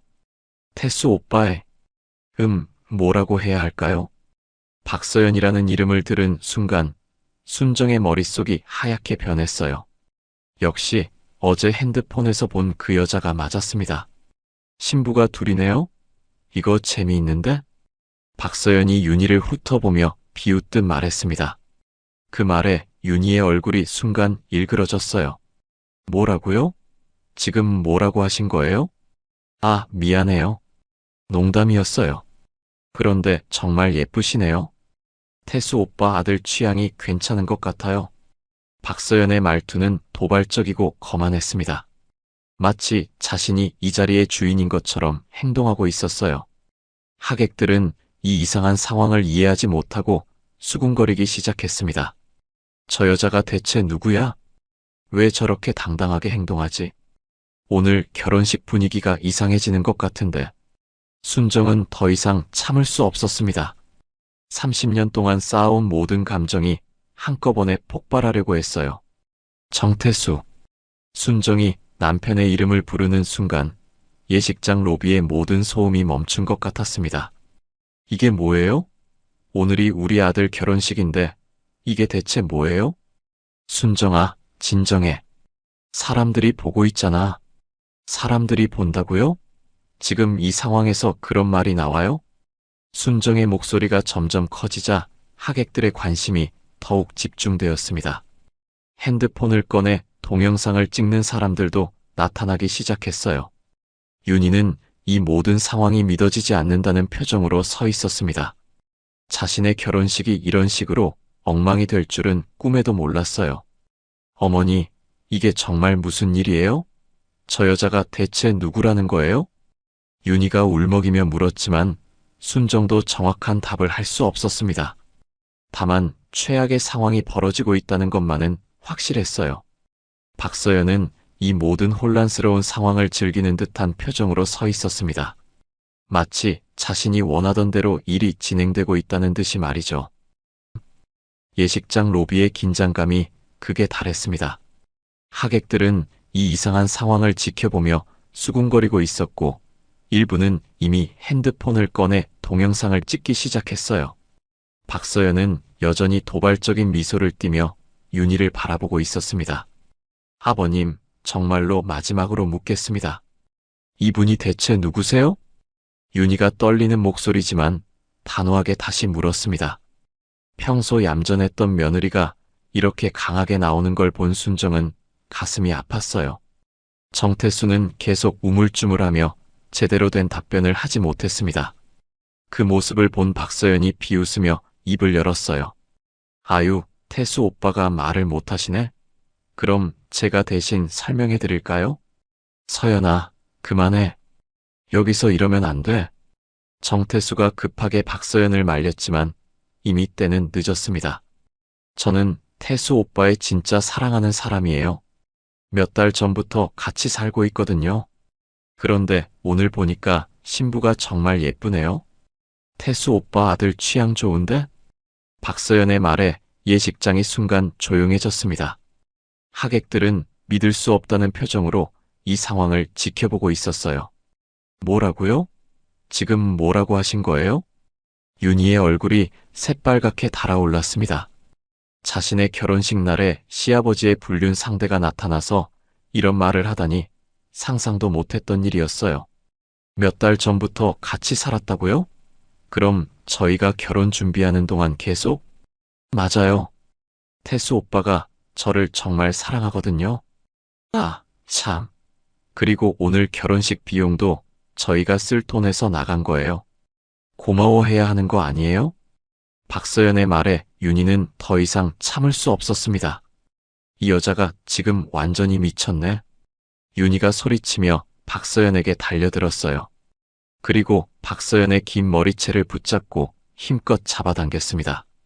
아, 뭐 하는 거야, 이 여자가? 박서연도 지지 않고 윤희의 머리카락을 잡아당겼어요. 하얀 웨딩드레스와 하얀 원피스가 뒤엉키며 예식장 바닥에서 굴렀습니다. 싸움이야? 신부가 싸우고 있어? 어머나, 이게 뭔 일이야? 하객들이 놀라며 소리쳤고 곳곳에서 플래시가 터지기 시작했어요. 모든 사람들이 핸드폰을 꺼내 이 충격적인 장면을 촬영하고 있었습니다. 윤희야, 안 돼. 정태수가 급히 달려가서 두 여자를 떼어놓으려 했지만 그 순간 순정이 앞을 가로막았습니다.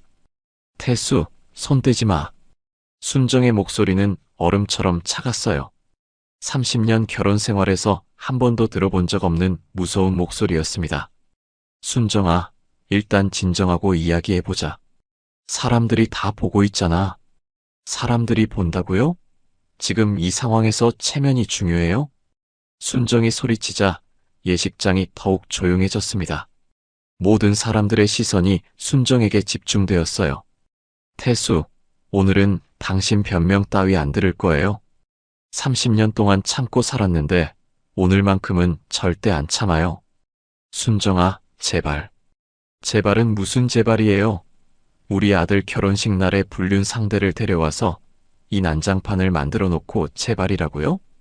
순정의 목소리가 예식장 전체에 울려 퍼졌습니다. 하객들은 숨을 죽이고 이 가족의 비극을 지켜보고 있었어요. 한편 윤희와 박서연은 여전히 서로의 머리채를 붙잡고 있었습니다. 당신이 누군데 우리 가족 결혼식을 망쳐놓는 거예요? 가족이라고요? 웃기지 마세요. 태수 오빠는 이제 저 사람이에요. 이 미친 여자가 정말. 윤희가 더욱 세게 박서연의 머리를 잡아당기자 박서연도 악을 쓰며 반격했어요. 내 머리 나라고. 당신이 먼저 나요? 두 여자의 싸움은 점점 격렬해졌고 주변 하객들은 말리려다가도 이 상황이 너무 충격적이어서 어떻게 해야 할지 몰라 하고 있었습니다. 어머, 저게 뭐야? 결혼식장에서 저런 일이 일어나다니. 핸드폰으로 찍어야겠어. 이런 일은 처음 봐. 신부 드레스가 다 찢어지겠네. 저 젊은 여자가 대체 누구야? 하객들의 수군거림과 플래시 소리가 예식장을 가득 메웠습니다. 일부는 충격받은 표정으로 상황을 지켜보고 있었고 일부는 마치 구경거리를 보듯 흥미진진해하고 있었어요. 민수야, 민수는 어디 있어? 순정이 아들을 찾으며 소리쳤지만 민수는 신랑 대기실에서 이 모든 상황을 전혀 모르고 있었습니다. 태수, 지금 당장 저 여자 데리고 나가요. 안 그러면 정말 큰일 날 거예요. 순정아, 진정해. 일단 윤희부터 떼어놓자. 정태수가 다시 두 여자를 말리려 하자 순정이 그의 팔을 잡고 돌려 세웠습니다. 지금 뭐 하는 거예요? 당신이 만든 일인데 당신이 해결해야죠. 해결하려고 하잖아. 해결이요? 애초에 이런 일을 만들지 말았어야죠. 순정과 정태수까지 언성을 높이자 예식장은 완전히 아수라장이 되었습니다. 신성해야 할 결혼식장이 한순간에 전쟁터가 되어버린 거였어요. 이거 완전 막장 드라마네. 인생에서 이런 일을 직접 볼 줄이야. 저 할아버지가 바람을 피웠나 봐. 하객들의 말들이 순정의 귀에 생생하게 들렸습니다. 30년간 쌓아온 가족의 명예와 체면이 한순간에 무너져 내리는 걸 느꼈어요. 하지만 이제 더 이상 숨기고 참을 수도 없었습니다. 모든 것이 이미 다 드러나 버렸으니까요. 결국 웨딩홀 관계자들이 나서서 억지로 윤희와 박서연을 떼어놓았습니다. 윤희의 웨딩드레스는 여기저기 찢어져 있었고 박서연의 하얀 원피스도 엉망이 되어 있었어요. 두 사람 모두 머리카락이 헝클어진 채로 서로를 노려보고 있었습니다. 이런 식으로는 결혼식을 진행할 수 없습니다. 웨딩홀 직원이 당황한 표정으로 말했어요. 예식장은 이미 아수라장이 되어 있었고 하객들은 수군거리며 상황을 지켜보고 있었습니다. 결혼식 취소해요. 더 이상 할 수 없어요. 윤희가 울먹이며 소리쳤습니다. 평생 꿈꿔왔던 결혼식이 이런 식으로 망가지다니 받아들일 수가 없었어요. 윤희야, 진정해. 우리 다시 생각해보자. 그때 신랑 대기실에서 민수가 뛰어나왔습니다. 바깥의 소란 소리를 듣고 무슨 일인지 확인하러 온 거였어요. 이게 뭐예요? 왜 모든 사람들이 그렇게 쳐다보는 거예요? 민수가 상황을 파악하지 못하고 있는 사이 박서연이 도발적으로 웃으며 말했습니다. 어머, 신랑님이셨구나. 아버님하고 정말 닮으셨네요. 태수 오빠의 아들이니까 당연하겠지만요. 저 여자가 누구예요? 왜 우리 아버지를 오빠라고 불러요? 민수의 얼굴이 점점 굳어갔습니다.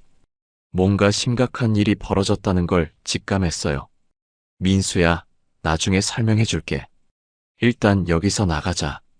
순정이 아들의 팔을 잡고 끌고 가려 했지만 박서연이 큰 소리로 말했습니다.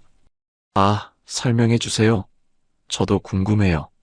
태수 오빠가 아들한테 저 얘기를 어떻게 하실지. 서연아, 제발 그만해. 정태수가 절규하듯 소리쳤지만 이미 모든 것이 엉망이 되어버렸어요.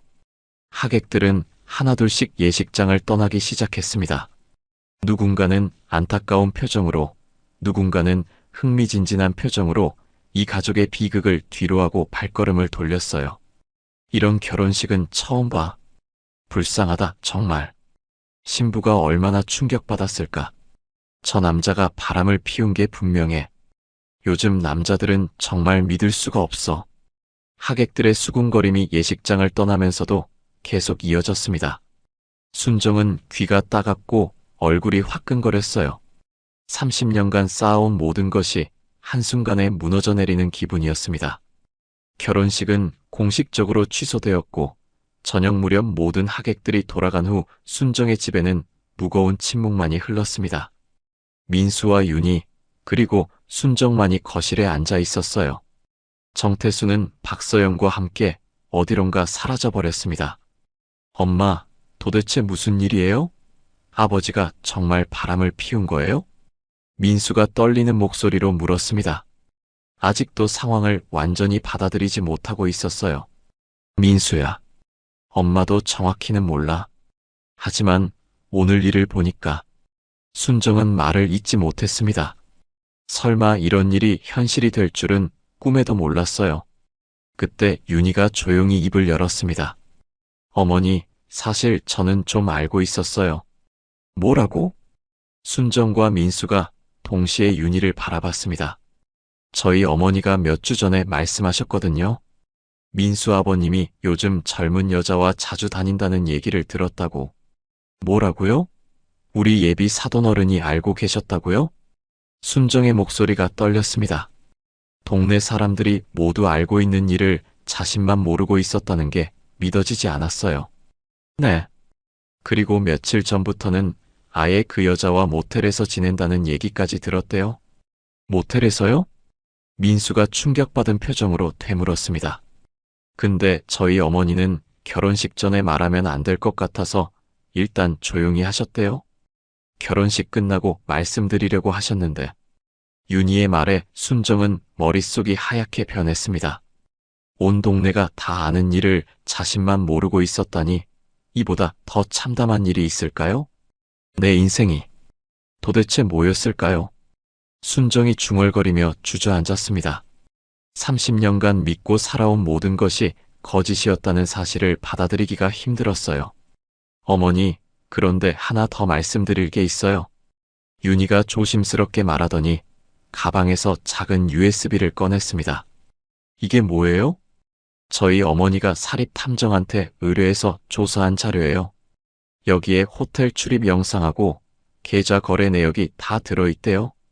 순정의 눈이 동그랗게 커졌습니다. 사립탐정이요? 네, 저희 어머니가 민수 아버님 행동이 수상해서 몇 달 전부터 조사를 의뢰하셨대요. 원래는 결혼 후에 보여드리려고 했는데 윤희가 USB를 순정에게 건네주었습니다. 어머니, 여기 보시면 아버님이 그 여자한테 돈을 얼마나 많이 줬는지도 나와 있어요. 그리고 둘이 호텔에 드나드는 영상도 있고요. 호텔 영상까지요? 민수가 믿을 수 없다는 표정으로 물었습니다. 네, 아버님이 그 박서연이라는 여자한테 매달 몇백만 원씩 보내주셨더라고요. 그리고 비싼 선물도 많이 사주시고 순정은 USB를 받아들고 한참 동안 말없이 바라봤습니다. 이 작은 저장 장치 안에 남편의 배신과 자신의 인생이 무너진 증거들이 모두 들어있다는 게 믿어지지 않았어요. 어머니, 이제 어떻게 하실 거예요? 윤희가 조심스럽게 물었습니다. 순정은 USB를 꽉 쥐고 일어섰습니다. 눈에는 지금까지 없었던 차가운 결의가 담겨 있었어요. 윤희야, 이 USB 내용을 컴퓨터로 확인할 수 있어요? 네, 가능해요. 그럼 지금 당장 봅시다. 모든 걸 확인하고 싶어요. 순정의 목소리에는 더 이상 망설임이 없었습니다. 30년간 참고 견뎌온 세월이 이제 끝났다는 걸 스스로도 알고 있었어요. 윤희가 가져온 노트북으로 USB 내용을 확인하는 순간 거실에 있던 세 사람 모두 말을 잃었습니다. 화면에는 상상도 못했던 충격적인 영상들과 자료들이 가득했어요. 이게 정말 우리 아버지예요? 민수가 떨리는 목소리로 물었습니다. 화면 속에는 정태수가 박서영과 함께 고급 호텔 로비에서 웃으며 키스하는 장면이 선명하게 담겨 있었어요. 마치 신혼부부처럼 다정한 모습이었습니다. 어머니, 이것 좀 보세요. 윤희가 다른 파일을 클릭했습니다. 계좌 거래 내역이 화면에 나타났는데 정태수가 박서연에게 송금한 금액이 줄지어 나와 있었어요. 300만 원, 200만 원, 500만 원. 순정이 하나하나 읽어가며 계산해보니 총액이 몇 천만 원에 달했습니다. 그 돈이 모두 자신이 30년간 모은 돈과 가족 생활비에서 나간 것이었어요. 이 여자한테 이렇게 많은 돈을 줬다고요? 우리가 아껴가며 모은 돈을. 순정의 목소리가 분노로 떨렸습니다. 어머니, 더 충격적인 게 있어요. 윤희가 또 다른 파일을 열었습니다. 박서연이 정태수와 함께 찍은 사진들이 나왔는데 배경을 보니 제주도, 부산, 강릉 등 여러 여행지였어요. 이 사진들 날짜를 보세요. 아버님이 출장 간다고 하셨던 날들과 정확히 일치해요. 출장이 아니라 불륜 여행이었다는 거네요. 민수가 주먹을 꽉 쥐며 말했습니다. 그리고 이것 좀 보세요. 윤희가 마지막 파일을 열자 더욱 충격적인 내용이 나왔습니다. 박서연이 정태수에게 보낸 문자 메시지들이었어요. 오빠, 오늘도 집에 가야 해요? 그 늙은 아줌마랑 있는 게 재미있어요? 우리 언제 결혼할 거예요? 빨리 이혼하고 저랑 새 출발해요. 오빠 아들 결혼식 때 가서 깜짝 놀라게 해줄까요? 상상만 해도 재미있을 것 같은데? 순정은 문자 내용을 읽으며 온몸이 부들부들 떨렸습니다. 자신을 늙은 아줌마라고 부르고 결혼식을 망치려고 계획적으로 나타난 것이었어요. 계획적이었구나. 오늘 일이 우연이 아니었어. 어머니, 그리고 이 여자가 다른 남자들한테도 똑같은 짓을 했다는 증거도 있어요. 윤희가 추가 자료를 보여주었습니다. 박서연이 여러 기혼 남성들과 만나며 돈을 받아낸 기록들이 있었어요. 이 여자가 전문적으로 이런 일을 하는 거네요. 아버님은 그냥 호구였던 거예요. 민수가 분개하며 말했습니다. 호구라고 하기에는 아버지도 자기 욕심 때문에 한 거잖아. 순정이 차갑게 말했어요. 남편에 대한 마지막 정도 이제 완전히 사라져버렸습니다. 어머니, 이제 어떻게 하실 거예요? 이 증거들로 충분히 재산 분할이나 위자료를 받을 수 있을 텐데요. 법적 대응을 하시는 게 좋을 것 같아요. 이렇게 당하고만 있을 수는 없잖아요. 민수와 윤희가 순정을 격려했지만 순정은 한참 동안 말없이 생각에 잠겨 있었어요. 밤이 깊어가고 민수와 윤희가 집으로 돌아간 후 순정은 혼자 남은 거실에서 USB를 다시 들여다봤습니다. 이 작은 저장 장치 안에 담긴 진실이 자신의 인생을 완전히 바꿔놓았어요. 30년이 이렇게 허무하게 끝나는구나. 순정은 중얼거리며 장롱으로 향했습니다. 어제까지만 해도 소중하게 여겼던 빨간 비단함을 다시 꺼냈어요. 비상금 통장과 금반지는 없어졌지만 그 밑에 숨겨둔 오래된 주소록은 여전히 그 자리에 있었습니다. 낡은 주소록을 넘기며 순정은 특정한 이름을 찾고 있었어요. 젊은 시절 고등학교 동창이자 지금은 변호사가 된 박성자의 연락처였습니다. 박성자, 변호사, 있었다. 주소록에서 그 이름을 찾은 순정은 잠시 망설였습니다. 성자는 상간소송 전문 변호사로 유명했어요. 신문에서 몇 번 봤던 기억이 있었습니다. 이제 더 이상 참고 살 수는 없어. 순정은 더 이상 망설이지 않고 핸드폰을 들어 번호를 눌렀습니다. 밤늦은 시간이었지만 이 상황에서는 예의를 따질 여유가 없었어요. 여보세요? 익숙한 목소리가 들렸습니다. 30년 만에 듣는 성자의 목소리였어요. 성자야, 나 순정이야. 어머, 순정이? 정말 오랜만이네. 근데 이 시간에 웬일이야? 성자야, 미안한데. 내 도움이 필요해. 순정의 목소리는 전혀 떨리지 않았습니다. 오히려 단호하고 차분했어요. 무슨 일인데? 목소리가 심상치 않은데? 남편이 바람을 피웠어. 그것도 몇 년 동안. 오늘 아들 결혼식에 불륜 상대를 데려와서 난장판을 만들었어. 뭐라고? 결혼식에? 성자의 목소리에 놀람이 담겨 있었어요. 응. 그리고 우리 돈도 다 가져다가 그 여자한테 줬어. 수천만 원을 말이야. 순정아, 그럼 지금 당장 만나자. 내일 아침에 사무실로 와. 증거 자료도 다 가져오고. 증거는 충분해. 사립탐정이 조사한 자료가 있거든. 그럼 완벽하네. 순정아, 이번에는 제대로 해보자. 내가 당한 만큼 다 받아내는 거야. 성자의 말에서 든든함이 느껴졌어요. 성자야, 정말 고마워. 내가 이렇게 살 줄 몰랐는데. 괜찮아, 순정아.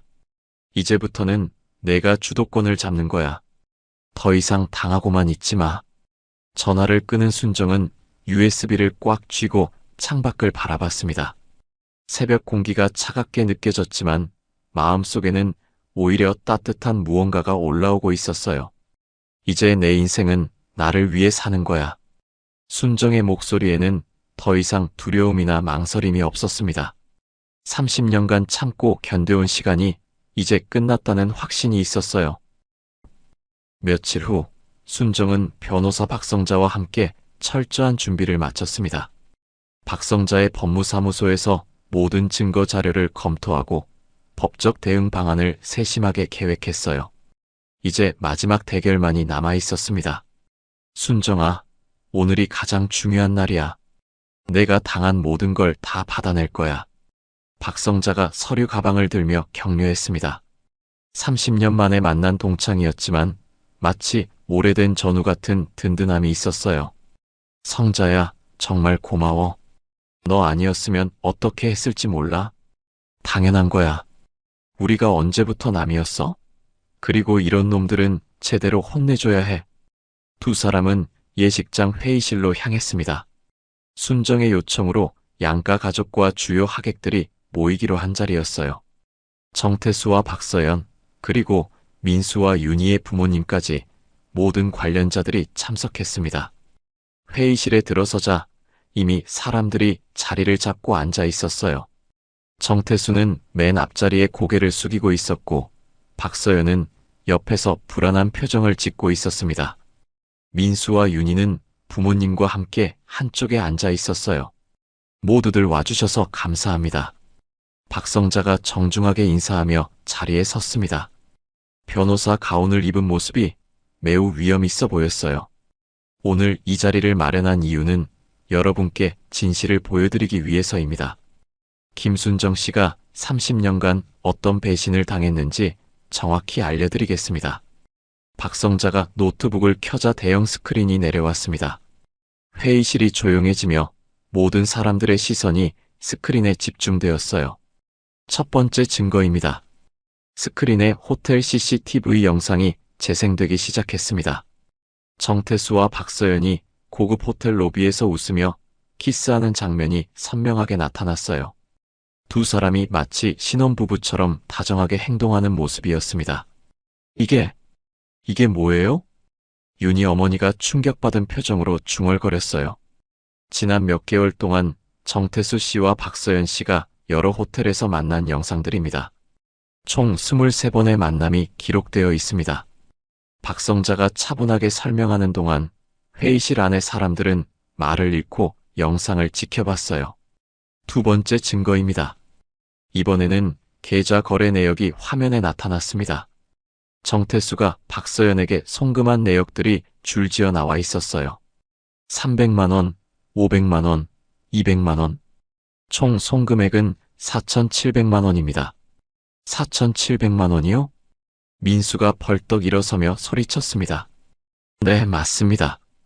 김순정 씨 명의 통장에서 나간 돈과 가족 생활비가 모두 박서연 씨에게 전달되었습니다. 박성자의 말에 회의실이 술렁였어요. 윤희의 부모님은 놀란 표정으로 서로를 바라봤고 민수는 주먹을 꽉 쥐고 있었습니다. 세 번째 증거입니다. 스크린에 문자 메시지 내용이 나타났어요. 박서연이 정태수에게 보낸 메시지들이었습니다. 오빠, 그 늙은 아줌마 언제 버릴 거예요? 빨리 이혼하고 저랑 결혼해요. 민수 결혼식 때 가서 깜짝 쇼 해줄까요? 상상만 해도 재미있을 것 같은데요. 오늘도 집에 가야 해요? 그 할멈이랑 있는 게 재미있나요? 메시지 내용을 읽은 사람들의 얼굴이 점점 굳어갔습니다.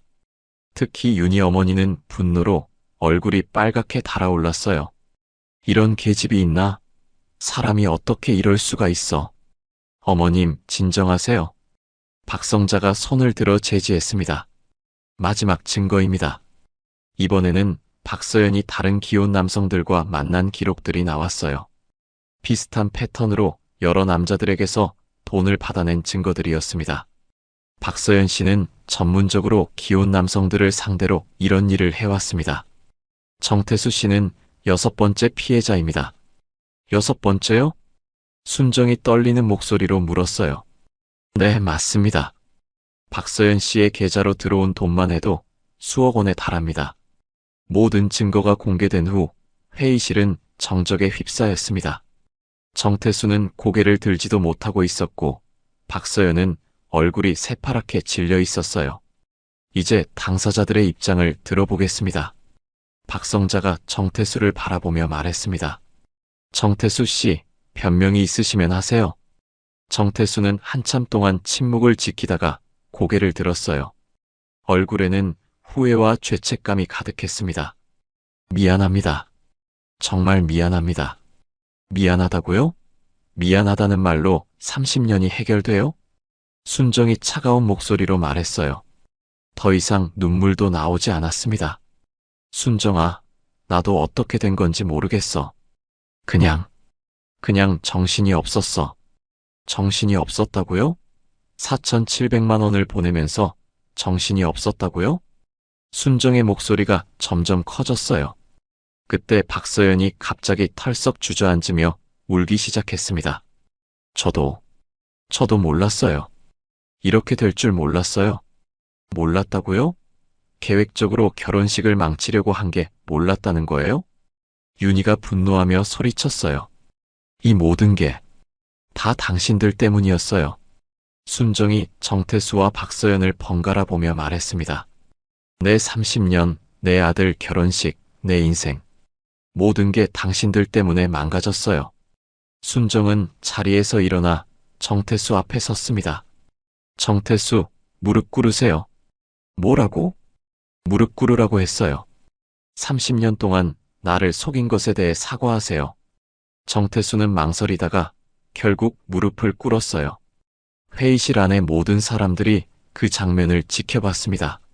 순정아, 정말 미안해. 미안하다는 말 이제 그만 들을게요. 무릎 꿇는 것도 오늘이 마지막이에요. 순정의 목소리는 더 이상 떨리지 않았습니다. 오히려 단호하고 냉정했어요.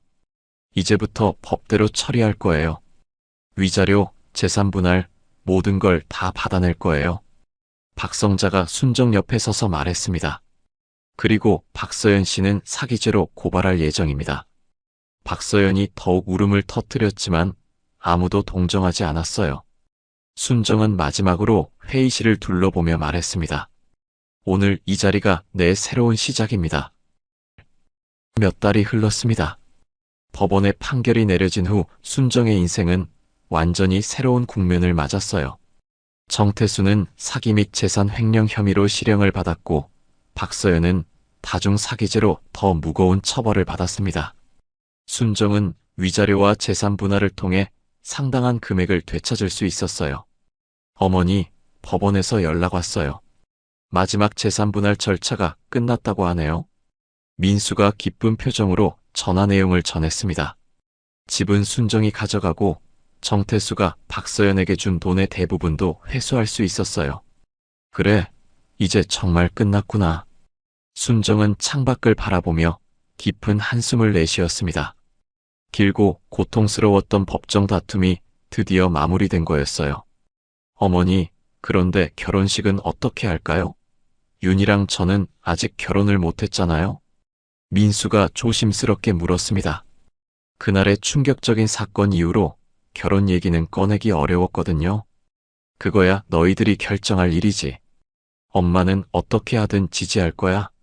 순정의 목소리는 예전보다 훨씬 당당하고 자신감이 넘쳤어요. 그때 현관문이 열리며 윤희가 들어왔습니다. 요즘 윤희는 거의 매일 순정의 집에 와서 함께 시간을 보내고 있었어요. 어머님, 안녕하세요. 오늘 기분이 좋아 보이시네요.